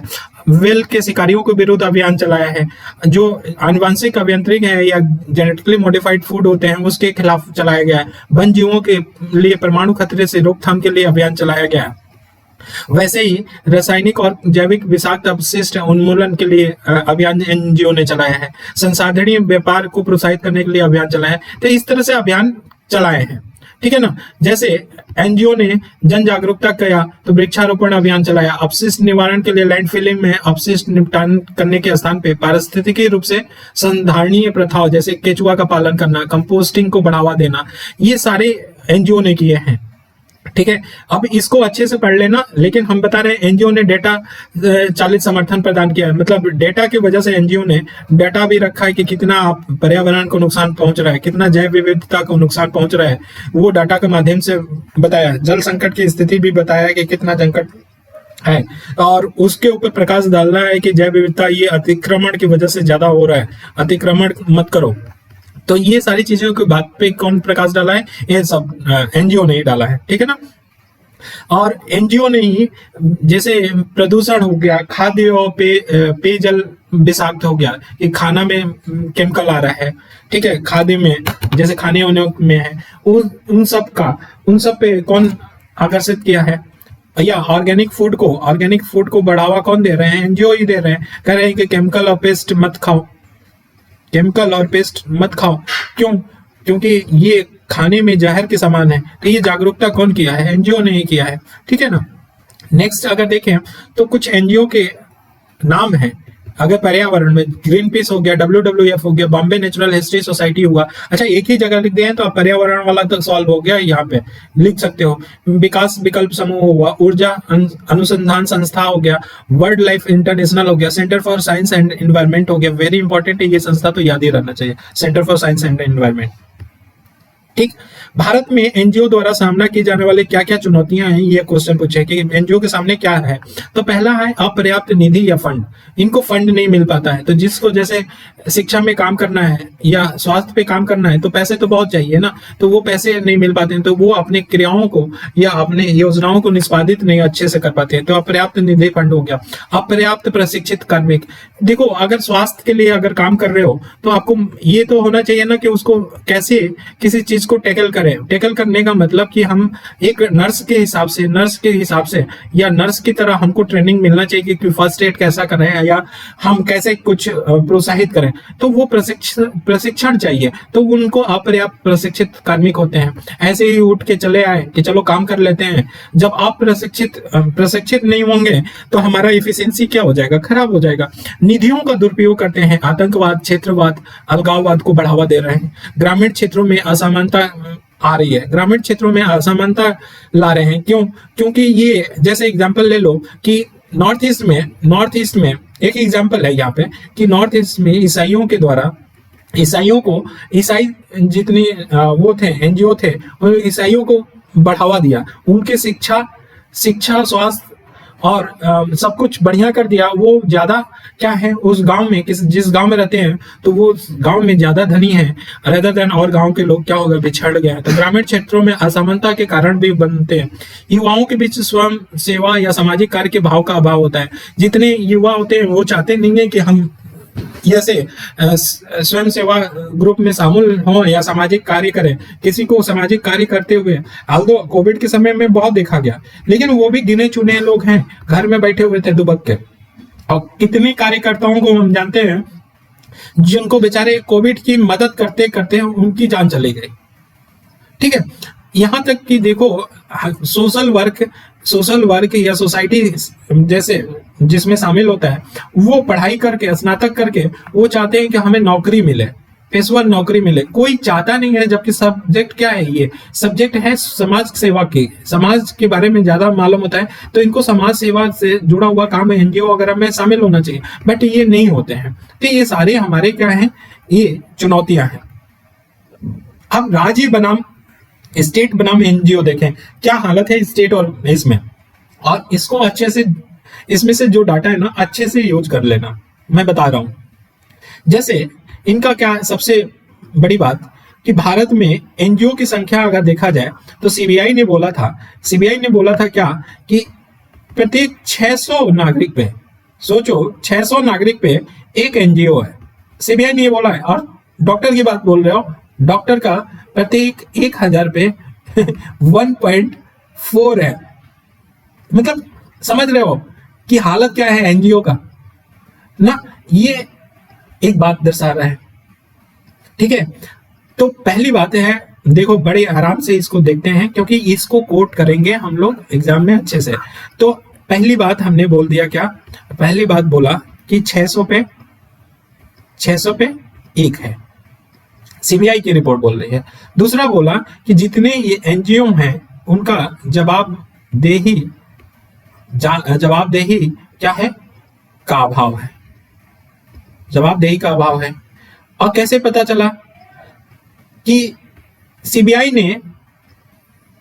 ने ही बोला था किसमें, सुप्रीम कोर्ट में याचिका दायर किया था, कहा था कि अधिकांश एनजीओ अपने खर्च का आय, मतलब एनजीओ आय और व्यय का ब्यौरा नहीं देती हैं, विवरण नहीं देते हैं। ये सीबीआई ने बोला था, सीबीआई की बात ये बोला, ठीक है ना। तो ये पॉइंट याद रखना। इसका मतलब साफ साफ इंडिकेट कर रहा है कि जितने राज्य में एनजीओ चल रहे हैं, एनजीओ को नियंत्रण नहीं कर पा रहा है राज्य। इससे सीधे सीधे एग्जाम्पल दे के बात करेंगे कि नियंत्रण नहीं कर पा रहा है। और एग्जाम्पल में ऐसा ही कुछ सीबीआई ने प्रेजेंट किया था। सीबीआई ने सुप्रीम कोर्ट में ये एक जांच, सुप्रीम न्यायालय की एक जांच में सुप्रीम कोर्ट ने जांच करवाया था। तो आंध्र प्रदेश, बिहार, दिल्ली, हरियाणा, कर्नाटक, राजस्थान, पश्चिम बंगाल, उड़ीसा, तमिलनाडु, छत्तीसगढ़, हिमाचल प्रदेश जैसे राज्य में जितने एनजीओ काम करते हैं वो अपने विवरण प्रदान नहीं किए थे। तो ये ऊपर जो बात कही थी वो सही बात होगी, ठीक है। पहला बात तो ये हुआ। अब जरा दूसरी बात करते हैं कि सर्वोच्च न्यायालय में, सुप्रीम कोर्ट में 2017 में सरकार ने 30 लाख एनजीओ और स्वैच्छिक संगठन जो वॉलंटरी ऑर्गेनाइजेशन है और एनजीओ हैं, उनके सार्वजनिक निधियां प्राप्त तो करते हैं, ऐसा सुप्रीम कोर्ट में बोला गया था कि उनको सार्वजनिक निधि दिया जाता है, ठीक है। लेकिन वो सार्वजनिक निधि किसका है, जनता का निधि है, और उसका व्यय का विवरण नहीं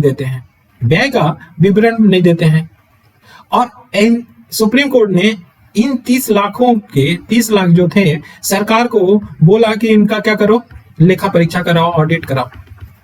बात समझो कि सुप्रीम कोर्ट ने हस्तक्षेप किया कि सार्वजनिक निधि जो दिया गया है एनजीओ को, वो अपने व्यय नहीं बता रही कि कहां खर्चा की हैं या गवर्न की हैं। तो सुप्रीम कोर्ट ने सरकार को ऑर्डर दिया कि भाई उनका ऑडिट कराओ। मामला समझ में आ रहा है। इसका मतलब फिर से बता रहा है कि राज्य नियंत्रण नहीं कर पा रही है, या उनकी निगरानी तंत्र क्या है, फेल है।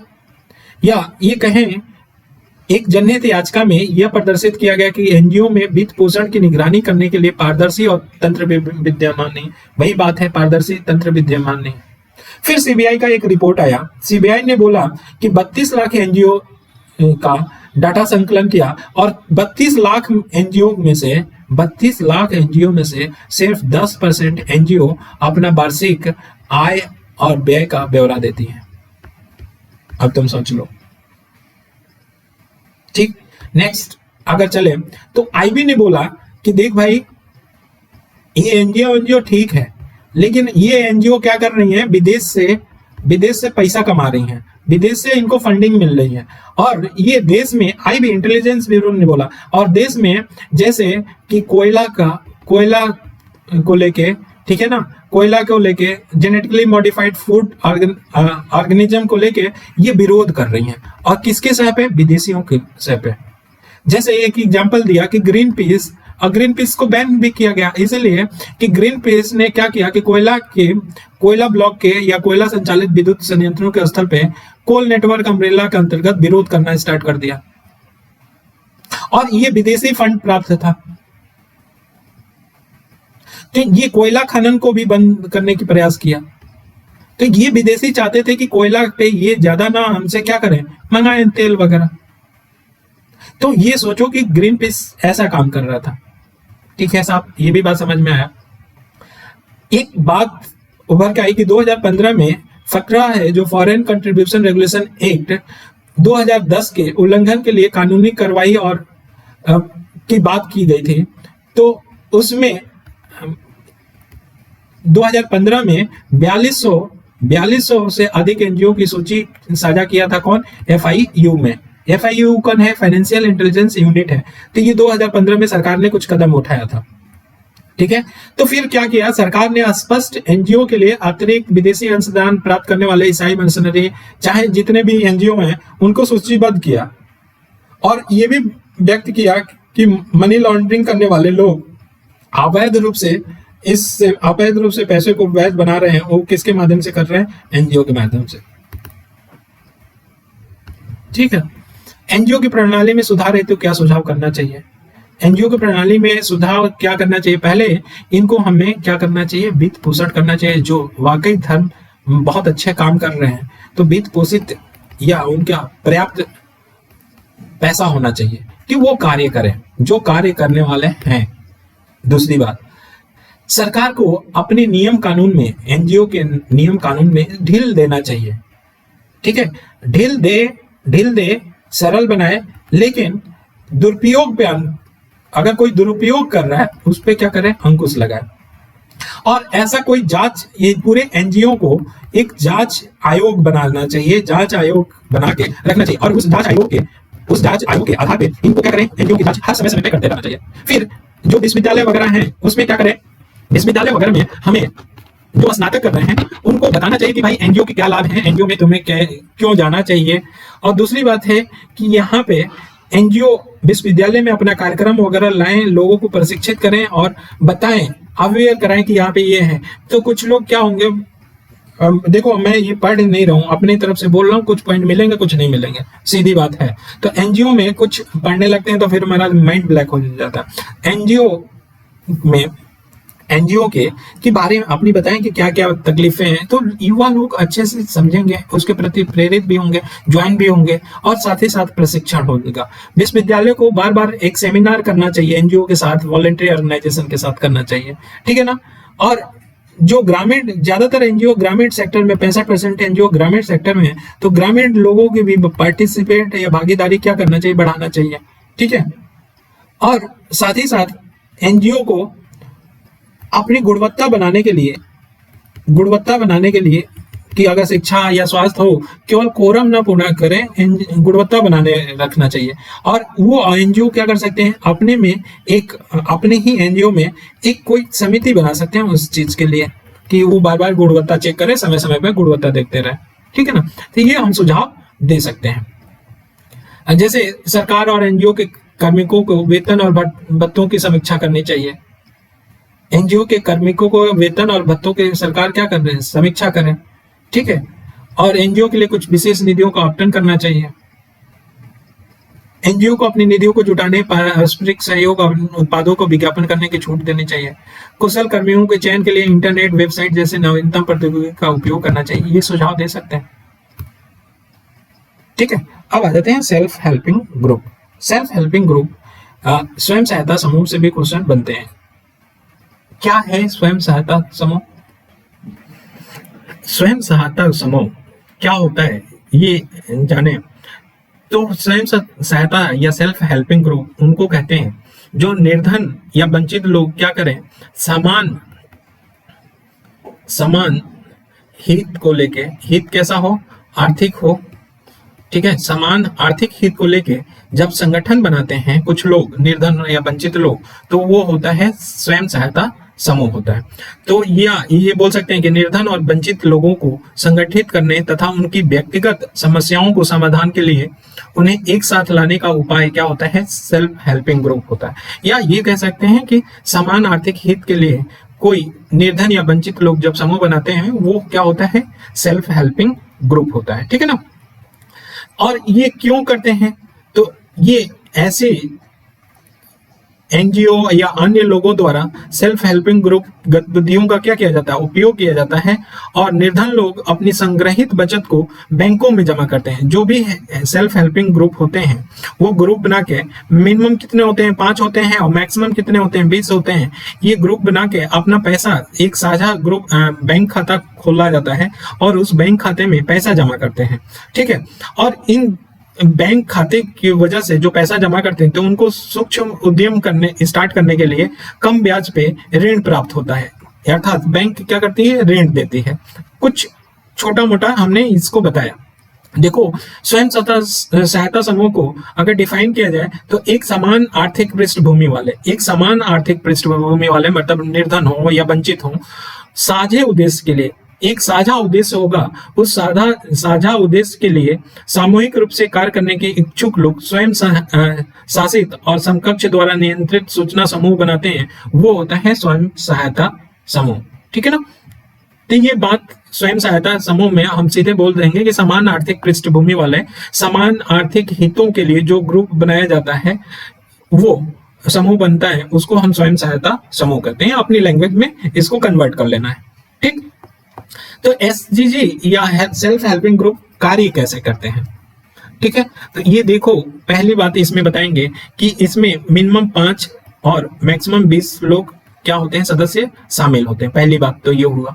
दूसरी बात ये है कि अपनी समस्याओं का समाधान एक दूसरे को सहायता करके करते हैं। जैसे मान लो कि सेल्फ हेल्पिंग ग्रुप 1,000 रुपया जमा करे और 20 लोग हैं, ठीक है, 1,000 रुपया जमा कर रहे हैं, हम एग्जाम्पल दे रहे हैं, 1,000 रुपया जमा कर रहे हैं, 20 है, एक महीने में 20,000 रुपया उस बैंक में चला गया। अब इन 20 में से किसी एक को जरूरत हुआ कि हमें लोन चाहिए, तो 20,000 का लोन अगर किसी जाएगा किसी से लेने, जमींदार या किसी साहूकार के पास, तो वो एक बहुत ज्यादा क्या करेगा, ब्याज लेगा। तो ये सेल्फ हेल्पिंग ग्रुप में से एक आदमी XYZ आया और कहा कि मुझे 20,000 रुपया चाहिए, अपना एक व्यवसाय खोलना है छोटा मोटा, तो उसको कह दिया जाएगा ठीक है, उस ग्रुप में 20 लोग हैं, वो साझा समझौता करते हैं कि ठीक है, इस बार का पैसा 20,000 किसको दे दिया जाए, XYZ को दे दिया जाए, वो व्यवसाय। तो 20,000 उसको पैसा भी मिल गया और उसको कोई लोन के रूप में नहीं मिला, उसको लोन के रूप में नहीं मिला, वो 1,000 रुपया जमा करता रहेगा मंथली रूप में, और उसको पैसा वो उसका अपना ही मान लेगा, तो उसको ऋण से बचत हो जाएगा। ठीक है ना, ऋण के रूप में नहीं होगा, वो ओपन अपना बिजनेस करेगा। तो इस माध्यम से वो सशक्त करते हैं। ठीक है। तो दूसरा क्या होगा कि जो सेल्फ हेल्पिंग ग्रुप है, तो दूसरा हम बताएंगे कि सेल्फ हेल्पिंग ग्रुप अपनी समस्याओं का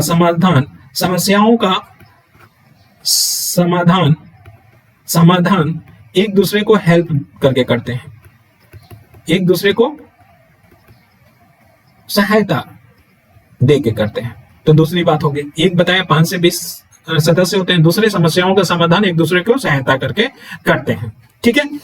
तीसरी बात क्या है इसमें कि इसमें से 20 लोगों में से ऐसा हो सकता है कि कोई एक शिक्षित, सामान्य रूप से शिक्षित और स्थानीय सहायक व्यक्ति हो, जो इन लोगों को प्रमोट कर रहा हो कि भाई ग्रुप बनाओ।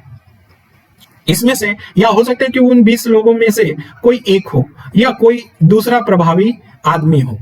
ठीक है ना, ये बात जान लो, जिसको हम लोग एनिमेटर या समन्वयक बोलते हैं। तो एनिमेटर या समन्वयक होता है। ठीक है ना। समूह के सदस्यों के बीच में क्या कहता है कि मित व्यय करो, खर्चा कम करो। ठीक है, छोटी छोटी बचत करके अपने अकाउंट में डालो, तो मित व्ययता को बढ़ावा देता है और छोटी छोटी बचत करने में हेल्प करता है, शिक्षित करता है। ठीक है। और उस बचत की वजह से एक ग्रुप में अकाउंट खोल दिया जाता है, तो अकाउंट में मान लो 20,000 की जगह अगर उनको 1 लाख रुपया भी चाहिए ना, तो वो बैंक क्या कर देगा, इन लोगों को लोन दे देगा, जिसको सूक्ष्म या लघु ऋण कहा जाता है। ठीक है। तो ये बात हो गया। तो इनको लोन तक पहुंचने का तीसरी बात है कि साख तक पहुंचने की सुविधा हो जाती है, साख तक पहुंच बनती है। तो कार्य कैसे करते हैं सेल्फ हेल्पिंग ग्रुप? तो पहले की सदस्य 5 से 20 बनते हैं, समस्याओं का समाधान एक दूसरे को हेल्प करके करते हैं। तीसरा, साख तक पहुंच बनाते हैं। ठीक है। चौथा क्या है कि 6 महीने के पश्चात जो भी सेल्फ हेल्पिंग ग्रुप होते हैं, सदस्य उद्यम संचालन हेतु बैंक के पास से ऋण सुविधा ले सकते हैं। ठीक है। और सामूहिक ऋण को लघु व्यवसाय चलाने के लिए सदस्यों के बीच में विभाजित कर दिया जाता है और व्यवसाय से अर्जित लाभ से ऋण चुकता किया जाता है। तो जो भी व्यवसाय के लिए ये 6 महीने के बाद से ले सकते हैं। ठीक है ना। तो ये बात समझ में आ गई होगी। इस तरह करते हैं। तो उद्देश्य क्या होता है सेल्फ हेल्पिंग ग्रुप का? देखो, उद्देश्य ये होता है कि ग्रामीण गरीबों का एक छोटा सा समूह जो आर्थिक रूप से सजातीय होते हैं, वो स्वेच्छा के साथ एक साथ जुड़ते हैं। तो मतलब कि एक संगठन बनाते हैं। पहला बात हो गया। दूसरा क्या कि ये छोटी छोटी मात्रा में बचत करते हैं। ठीक है। ये इसी में स्वयं सहायता समूह एक आम फंड में योगदान करने के लिए पारस्परिक रूप से सहमत होते हैं। बचत करते हैं तो एक ही अकाउंट में जमा करते हैं। ठीक, जब आपातकालीन जरूरत होता है तो वो जरूरतों को पूरा करते हैं, जरूरतों को पूरा करते हैं। ठीक है, सामूहिक नेतृत्व और आपसी चर्चा के माध्यम से समाधान करते हैं। तो कोई समस्या आ जाए तो समस्या का समाधान कैसे करते हैं? समाधान सामूहिक चर्चा से करते हैं। ठीक है, और 6 महीने के बाद इन लोगों को बैंक के पास से क्या मिल जाता है? बिना कोलेटरल के इनको क्या मिल जाता है? लोन मिल जाता है। और इनको जो लोन मिलता है वो बाजार दर जो देखें तो वो उससे भी कम में मिलता है। ठीक है ना, बाजार दर से भी कम मिलता है। और सरल और उत्तरदायी नियम लेते हैं, सामूहिक निर्णय लेना। तो ये हमारा इनका उद्देश्य है। तो उद्देश्य क्या है? एक सिंपल वे में हम उद्देश्य बोले। यहाँ पे थोड़ा सा लैंग्वेज में हो सकता है, नोट्स में भी गड़बड़ हो तो उसे सही कर लेना, लेकिन लैंग्वेज को मतलब मूल भावना देखो क्या है, उद्देश्य क्या है। उद्देश्य क्या है? गरीब या सजातीय लोगों को, सजातीय मतलब एक ही आर्थिक पृष्ठभूमि को, सजातीय लोगों को सहायता करना पहला उद्देश्य बताया। दूसरा, छोटे छोटे फंड एकत्र करना। ठीक है, एकत्र करना। सामूहिक निर्णय लेना। ठीक है, ठीक। उसके बाद इनका और क्या होगा कि आपसी जरूरतों को पूरा करना। फिर क्या? लोन लेना, लोन तक पहुंच करना। और इनका ब्याज दर क्या होता है? ब्याज दर कम होता है, उसका फायदा उठाना। ठीक है, और इनका उद्देश्य क्या हो कि सरल और उत्तरदायी नियम हो, सरल हो, उत्तरदायी हो, कि ऐसा ना हो कि बैंक की तरह जब बैंक में लोन लेने जाओ तो तमाम तरीके के कागज और वो चाहिए। जब उसको लोन चाहिए तो स्वयं सहायता समूह में कोलेटरल कोई चाहिए नहीं, भूमि उमी का कागज जमा करना नहीं होगा, तो वो इजी हो जाएगा, सरल हो जाएगा, उत्तरदायी हो जाएगा। ये उद्देश्य है मेन। तो मेन उद्देश्य में अगर हम कहें, अगर मोटा मोटा उद्देश्य क्या कहें, तो उद्देश्य में जब भी आप लिखना हो तो ऐसे लिखना कि उद्देश्य में पहला क्या करेंगे? पहला बताएंगे कि साझा हितों को बढ़ावा देना। ठीक है, समस्याओं का आपस में निराकरण करना। सामूहिक सहायता करना, सामूहिक रूप से सहायता करना। सामूहिक रूप से क्या करना? सहायता करना। ठीक, फिर क्या? लोन तक पहुंच बनाना। ठीक, किसी समस्या का निराकरण तो हो ही गया है इसमें। फिर क्या कर सकते हो? लोन तक हो गया। सरल और उत्तरदायी नियम बनाना, ये हमारा उद्देश्य है। ठीक है ना, ये उद्देश्य में बात करेंगे, मोटा मोटा हो गया। अब देखो लाभ क्या होगा। लाभ वेरी इंपॉर्टेंट। देखो कि 46 मिलियन ग्रामीण निर्धन महिलाओं को सेल्फ हेल्पिंग ग्रुप द्वारा क्या किया गया है? लाभबंद किया गया। 46 मिलियन, समझ रहे हो? 46 मिलियन छोटा मोटा नहीं होता है। तो इसके माध्यम से महिला सशक्तिकरण हो रहा है। तो पहला बात करेंगे महिला सशक्तिकरण।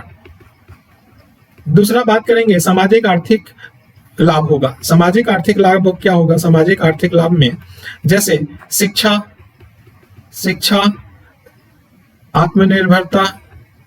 आत्मनिर्भरता, ठीक है, सहभागी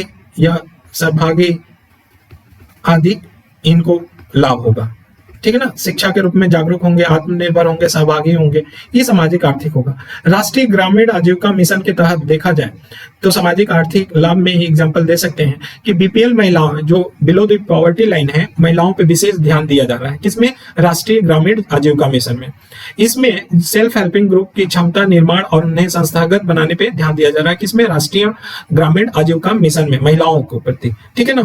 इससे महिलाएं क्या हुई है? लामबंदी हुई है, संस्था का निर्माण हुआ है, इनमें समुदायीकरण और मानव संसाधन को बेहतर बनाने में सहायता प्राप्त हुआ। तो राष्ट्रीय ग्रामीण आजीविका मिशन का आप नोट कर सकते हो सामाजिक आर्थिक लाभ में, ठीक है ना। और इस सेल्फ हेल्पिंग ग्रुप में महिलाओं को क्या हुआ है? महिलाओं की सामाजिक पूंजी, जो सामाजिक पूंजी है, वो पूंजी जुटाने में इनको मदद मिली है इससे, ठीक। और इनकी हैसियत, महिलाओं की हैसियत, या एक तरह से कहें कि महिला सशक्तिकरण बढ़ा है, हैसियत बढ़ा है। जो पितृसत्ता की बेड़ियां हैं वो कमजोर हुई हैं, ठीक है। एक शोध किया गया था जिसमें सहभागी शिक्षा और कार्यवाही को अपनाई थी। कौन? महिलाएं। सहभागी शिक्षा और कार्यवाही को अपनाने से जो मातृ मृत्यु दर है उसमें कितना कम हो गया था? 49% कम हो गया था। और जो बाल मृत्यु दर है उसमें 33% कम हो गया था। अब जरा सा इस बात को हम समरी कर दें, अगर की पॉइंट में समरी करें तो क्या बात बोल रहे हैं कि देखो, हम 2 ही 3 पॉइंट लिखेंगे इस पे और सारी बातें समझ में आ जाएगी। पहली बात है कि सामाजिक आर्थिक लाभ मिलेगा। तो सामाजिक आर्थिक लाभ में हम एक योजना का नाम रखें। योजना और भी हैं, लेकिन राष्ट्रीय ग्रामीण आजीविका मिशन, ये योजना बीपीएल से जुड़ी महिलाओं को क्या किया? सशक्त किया। तो ये महिलाओं के क्या किया? सशक्तिकरण किया। सशक्तिकरण कैसे किया? तो सशक्तिकरण ऐसे किया कि ये क्या कर सकते हैं? महिलाओं की लामबंदी किया, ठीक है। संस्था का निर्माण किया, संस्था का निर्माण हुआ, ठीक है। फिर मानव संसाधन का, जो महिलाएं थी वो मानव संसाधन है, मानव संसाधन का बेहतर उपयोग हुआ। फिर क्या? इनकी हैसियत बढ़ी, ठीक है। फिर इनको पूंजी जुटाने में मदद मिला, ठीक है। जो पितृसत्ता की बेड़ियां थी वो टूटी, ठीक है। और एग्जाम्पल के रूप में कोर्ट में ये कर सकते हो कि सहभागी शिक्षा और कार्यवाही जो है ना, इसमें जब सहभागी मतलब पार्टिसिपेटरी लर्निंग एंड एक्शन में ये महिलाएं भाग ली तो जो MMR है, मातृ मृत्यु दर, उसमें 49% और बाल मृत्यु दर में 33% की कमी आई। केवल शिक्षा इनकी बढ़ी, तो शिक्षा के बारे में तो ये बात कह सकते हैं कि इनके सशक्तिकरण हुआ, ठीक है। सामाजिक आर्थिक की ही बात कर रहे हैं अभी सामाजिक आर्थिक में। नेक्स्ट अगर देखें तो कृषि गतिविधियां में भी महिलाओं को भी मदद मिला और ग्रामीण जो समुदाय हैं उनको भी हेल्प मिला। कृषि गतिविधियां में अधिकांश जो सेल्फ हेल्पिंग ग्रुप है वो कृषि से संबंध है, ठीक है। तो ग्रामीण को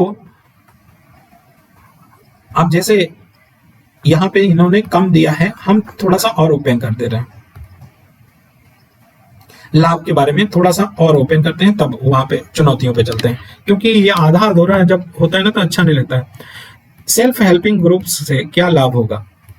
अब लाभ देखो, अपने तरफ से देखेंगे। सामाजिक आर्थिक लाभ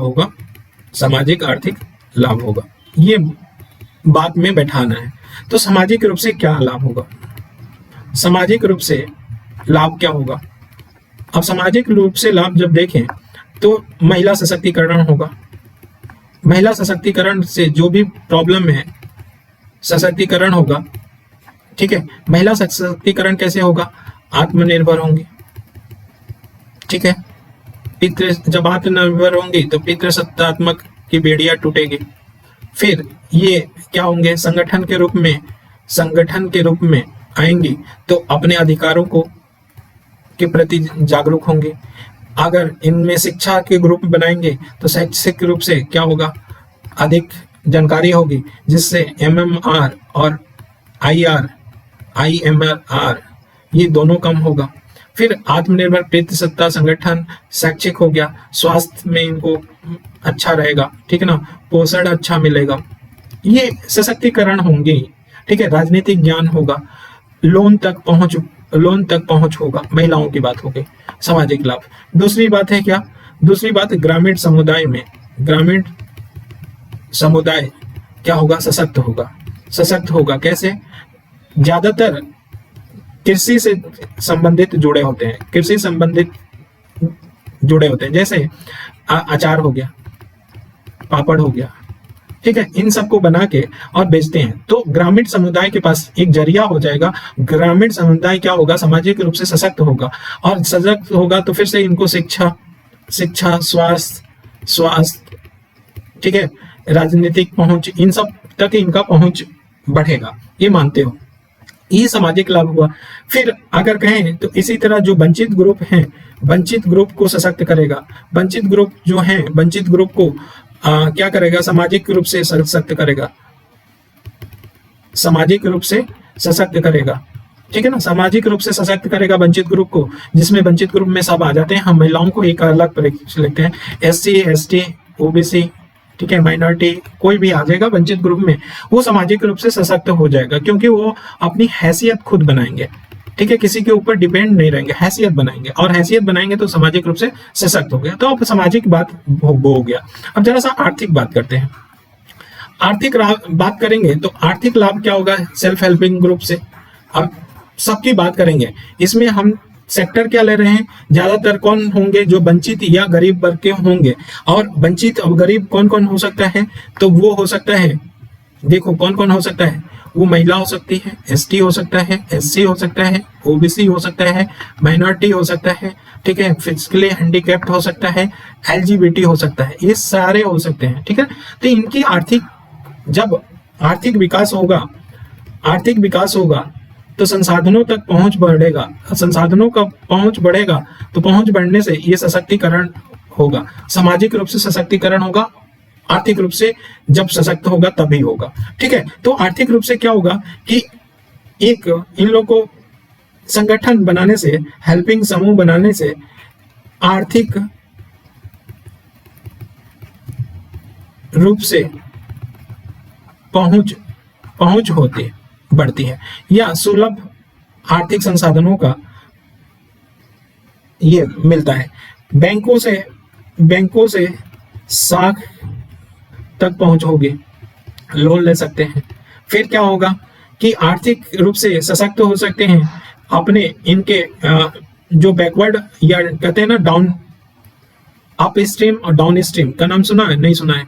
यहाँ पे समझ लेना थोड़ा सा कि एक केंद्र है, यहाँ पे समझ लो कि यहाँ पे भंडारण है, भंडार गृह, और यहीं से सारे सप्लाई किया जाता है मार्केट में, ठीक है ना, और मार्केट तक प्रोजेक्ट बना।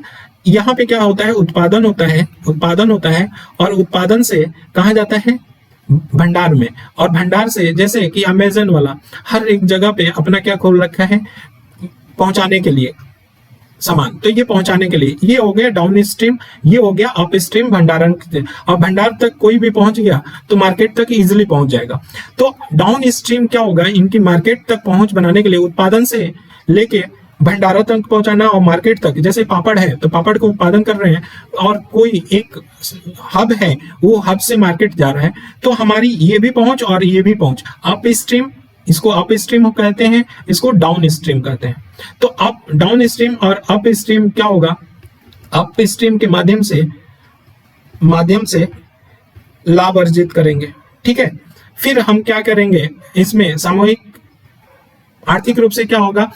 सीधी बात है कि एक लाइन बोल सकते हैं कि आर्थिक रूप से क्या होंगे? सशक्त होंगे, ठीक है। तो लोन या अप स्ट्रीम डाउन स्ट्रीम तक पहुंच होगी, आर्थिक रूप से पहुंच होगा, बैंक तक पहुंच होगा, तो ये आर्थिक लाभ भी बता दिया दोनों। और यही बात हमने यहाँ पे भी बताया। और राष्ट्रीय ग्रामीण आजीविका मिशन सामाजिक आर्थिक लाभ है, आत्मनिर्भरता बढ़ेगा, आर्थिक आत्मनिर्भरता होगा, ग्रामीण मामलों में सहभागिता बढ़ेगी, शैक्षिक जागरूकता बढ़ेगी, यही लाभ होगा, ठीक है ना। और ये लाभ होगा तो हमने एग्जाम्पल के साथ यहाँ पे बता दिया। इसको ओपन और करना होगा तो आप लोग ओपन कर सकते हो, बता सकते हो कि 46 मिलियन महिला, ग्रामीण महिला क्या है? सेल्फ हेल्पिंग ग्रुप द्वारा लामबंद है, ठीक है ना। ये बात समझ में आया। अब चलते हैं कि इस सेल्फ हेल्पिंग ग्रुप से क्या मुद्दे जुड़े हैं। तो मुद्दे क्या हैं, या इशू क्या है, समस्याएं क्या है, तो कृषि गतिविधि ज्यादातर सेल्फ हेल्पिंग ग्रुप स्थानीय हैं और कृषि से संबंधित गतिविधियों में संलग्न हैं, कृषि का ही जरिया बनाए हैं। तो इनको गैर कृषि भी से भी जोड़ना चाहिए, गैर कृषि से भी जोड़ने चाहिए। तो कृषि गतिविधियों तक ही केवल जोड़ी है, तो एक समस्या ये है।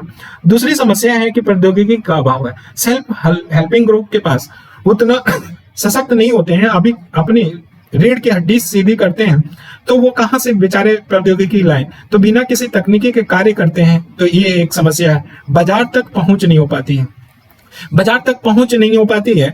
कभी देखते हो कि ये भंडारण हमने अप स्ट्रीम और डाउन स्ट्रीम की बात की थी, ये डाउन स्ट्रीम और अप स्ट्रीम से जब ये क्या हो जाए, लेस हो जाए, तो बाजारों तक पहुंच होगा, और बाजारों तक पहुंच के लिए डाउन स्ट्रीम सबसे ज्यादा है, ठीक है ना। तो सेल्फ हेल्पिंग द्वारा उत्पादित वस्तुओं को बड़ी बाजारों तक पहुंच नहीं है, ये भी एक बड़ी समस्या है। खराब इंफ्रास्ट्रक्चर है, खराब इंफ्रास्ट्रक्चर जैसे पहाड़ी इलाकों में सड़क नहीं है, रेल नहीं है, संपर्क नहीं है, विद्युत नहीं है। तो इन इंफ्रास्ट्रक्चर की वजह से सेल्फ हेल्पिंग ग्रुप अगर कोई छोटा मोटा उद्योग स्टार्ट करता है तो वो भी नहीं हो पाता है और बाजार तक पहुंच होता ही नहीं है। तो ये समस्याएं हैं। फिर प्रशिक्षण और क्षमता निर्माण का अभाव होगा। अगर मान लो कि कोई उद्योग ही स्टार्ट करते हैं छोटा सा, और वो पापड़ बनाने का, जैसे पापड़, लिज्जत पापड़ आप लोग खाते हो ना, लिज्जत पापड़, ये भी सेल्फ हेल्पिंग ग्रुप द्वारा ही बनाया गया, लिज्जत पापड़। तो इसकी तो पहुंच हो गई, लेकिन और भी पापड़ बनाने वाले होंगे, नहीं पहुंच होगा। तो प्रशिक्षण और क्षमता निर्माण तो बनाना ही पड़ेगा ना, कौशल बनाना पड़ेगा, ठीक है, कौशल बढ़ाना होगा, और साथ ही साथ कैपेसिटी भी बढ़ाना होगा कि ये लोग बना सके। फिर क्या हो जाता है, राजनीतिकरण की समस्याएं इनके अंदर है, राजनीतिक हस्तक्षेप बढ़ जाता है। तो इसके ऋण लेने में पता चलता है कि आज भी महाजन और रिश्तेदारों और पड़ोसियों से उधार लेके ये सेल्फ हेल्पिंग ग्रुप है वो काम कर रही हैं, वो बैंक लोन देने में असमर्थ होते हैं। तो ये भी है। निगरानी प्रणाली भी हमारा खराब है। निगरानी प्रणाली में हमेशा बताया जाता है कि सेल्फ हेल्पिंग ग्रुप बहुत बढ़िया कर रही है, ग्रुप बहुत बढ़िया कर रही है, लेकिन कभी ऐसा नहीं देखा, आंकड़े नहीं देखे, आंकड़े प्रस्तुत नहीं किए कि कितना सही जा रहा है। हालत खराब है फिर भी हम अच्छा कर रहे हैं, तो आंकड़े कभी भी, उनके विकास और प्रसार के आंकड़े कभी प्रस्तुत ही नहीं किए। निगरानी प्रणाली अच्छी नहीं है।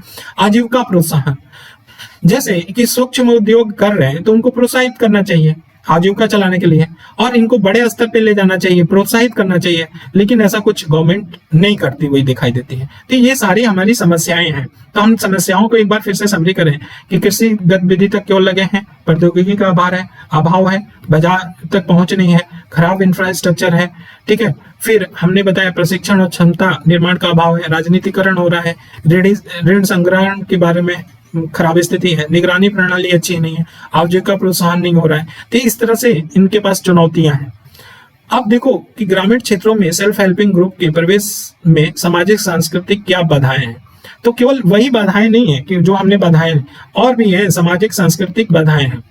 एक तरफ देखो कि सेल्फ हेल्पिंग ग्रुप असमान है। जैसे अगर सेल्फ हेल्पिंग ग्रुप की बात करें तो हमेशा ध्यान रखना कि भारत का नक्शा बनाना, अब गंदा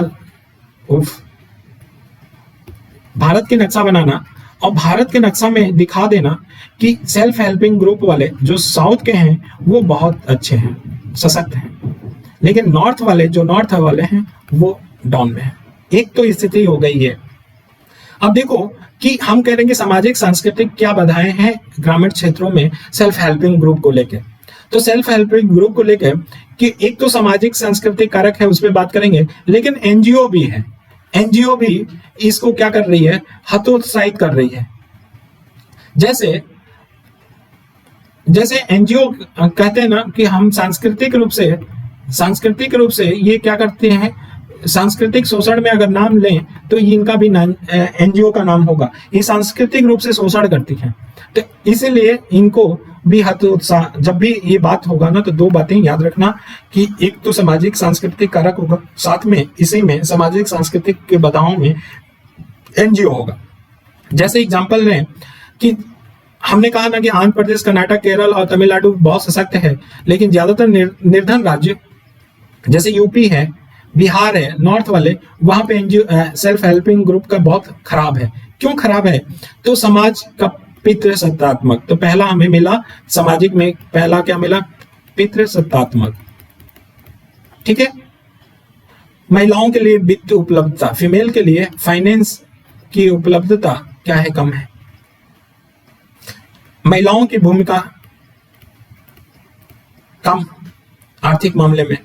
सामंत प्रकृति के समाज, सामंती प्रकृति के समाज क्या करेगा, इनको हतोत्साहित करेगा, कहेगा ये अगर संगठन बनाएंगे कहेंगे अरे तुम संगठन काहे बना रहे हो, बैठो हमारे, हम तो खिला ही रहे हैं तुमको, काहे खिला रहे हैं भाई, हम तुमको भीख मांग रहे हैं, ठीक है। तो सामंती प्रकृति का समाज ना हमेशा महिलाओं को दबाता रहता है, हतोत्साहित करता रहता है। अगर आगे संगठन बनाना चाह रहे हैं तो नहीं हो पाता है। तो ये नॉर्थ में सारे यही कारण हैं, जब भी पितृसत्तात्मक, महिलाओं को फाइनेंस तक पहुंच नहीं, महिलाओं की भूमिका दबाई जाती है, सामंती प्रकृति है, ठीक है। और महिलाओं की क्या होती है, पारिवारिक जिम्मेदारी होती है। पारिवारिक जिम्मेदारी की वजह से वो उद्यमों पे अगर उद्यम में कहीं शामिल होती हैं तो ध्यान नहीं दे पाती हैं। तो एक ये भी कारण है कि ये सामाजिक सांस्कृतिक भी बाधाएं हैं, और खास करके महिलाओं के लिए परिवार के सदस्यों के समर्थन का अभाव रहता है, हमेशा रहता है। परिवार के सदस्य नहीं चाहेंगे क्योंकि पुरुष वर्चस्व है, ठीक है। और महिला सदस्य सामाजिक गतिशीलता के अभाव में अपने व्यवसाय को आगे नहीं बढ़ा पाते हैं। दूसरी बात है कि कई विवाहित महिला अपने निवास के परिवर्तन हो जाता है और चाहती हैं कि जहां पे पहले थी वहां पे आके काम करें, तो वो जहां पे शादी हुआ होता है, क्या बोलते हैं, जो भी बोलते हैं वो वाले मना कर देते हैं, ठीक है। और साथ ही सेल्फ हेल्पिंग ग्रुप के लोग, उसमें जो शिक्षित होता है ना, जो बहुत शिक्षा प्राप्त करते हैं, और उसमें अशिक्षित लोग होते हैं, तो ये शिक्षित आदमी ना अशिक्षित लोगों का शोषण करने लगता है, वही फायदा ज्यादा कमाता है। तो ये भी एक है। तो ये सामाजिक बाधाएं, सामाजिक सांस्कृतिक बाधाएं हैं। एनजीओ क्या करता है, एनजीओ को नहीं बताया तो एनजीओ के भी सुन लो, एनजीओ को इसमें है भी नहीं, नोट कर लेना। देखो एनजीओ क्या करता है, हम एनजीओ की बात करेंगे एसटी को लेके, और इसको समझ लो, एनजीओ का सांस्कृतिक रूप से ये शोषण करता है, सांस्कृतिक शोषण करता है, ठीक है, या इसको कहें सामूहिक शोषण करता है, सामूहिक शोषण करता है।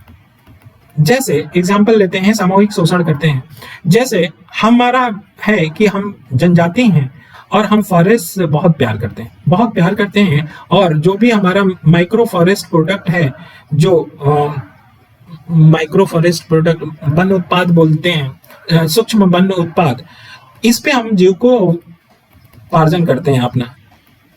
क्या करते हैं, हम इसको कलेक्ट करते हैं, जैसे नट हो गया फॉरेस्ट से, ठीक है, बहुत सारे गम हो गए, ठीक है, बीड़ी बनाने वाले जो है वो पत्ती वो कलेक्ट करते हैं, तेंदू का पत्ता वो लेते हैं और हम बाहर बेचते हैं, हमारे आर्थिक रूप से कुछ फायदा मिलता है, उस आर्थिक रूप से फायदे से हम खाद्यान्न क्या करते हैं, इकट्ठा करते हैं।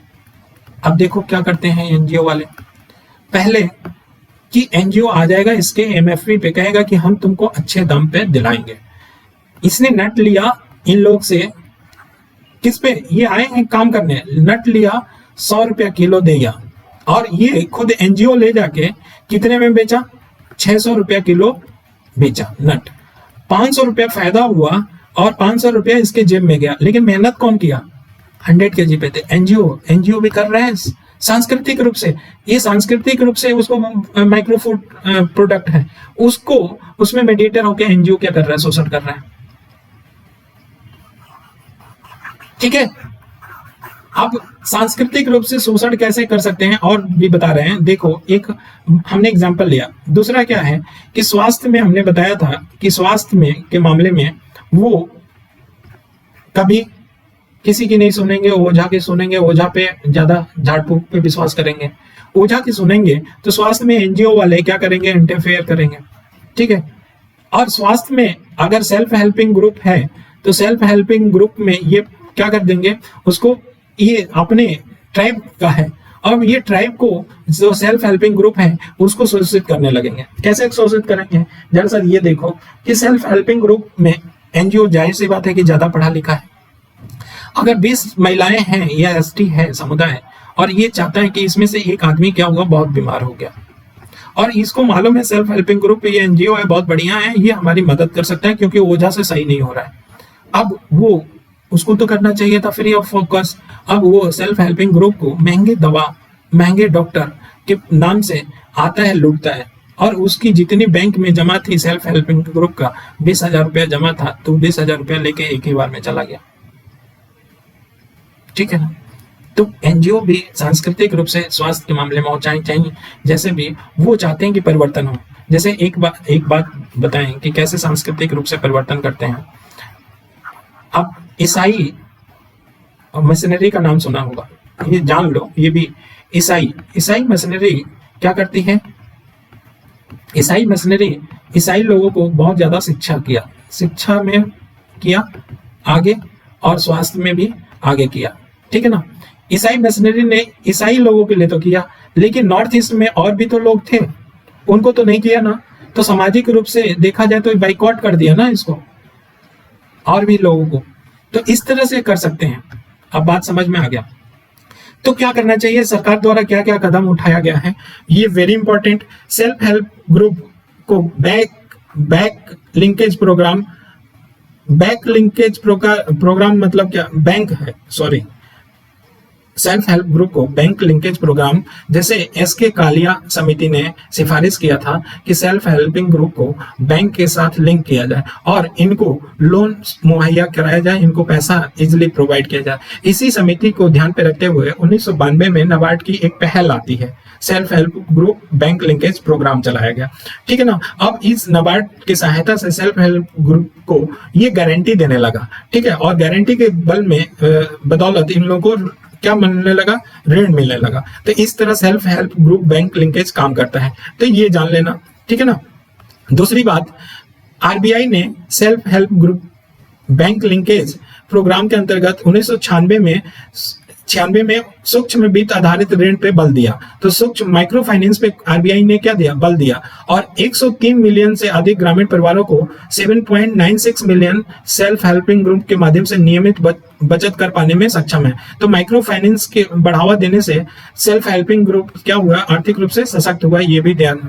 फिर सरकार ने ये जो प्रायोरिटी सेक्टर लैंड है, PSL बोलते हैं, उसको बोला कि इसमें प्रायोरिटी सेक्टर लैंड में बैंकों को निर्धारित कर दिया कि बैंक आपको 40% PSL में देना है, प्राइमरी सेक्टर लोन देना है, और उसमें भी निर्धारित कर दिया कि सेल्फ हेल्पिंग ग्रुप को आपको लोन देना है, चाहे इंफ्रास्ट्रक्चर हो, चाहे कृषि हो, किसी के भी उद्यम करना चाहें तो आपको प्राइमरी सेक्टर में प्राइमरी सेक्टर या प्रायोरिटी सेक्टर लैंडिंग आपको करना ही है बैंक को। तो वो एक तरह से बात हो गई, तो ये भी बात हो गया, ठीक है।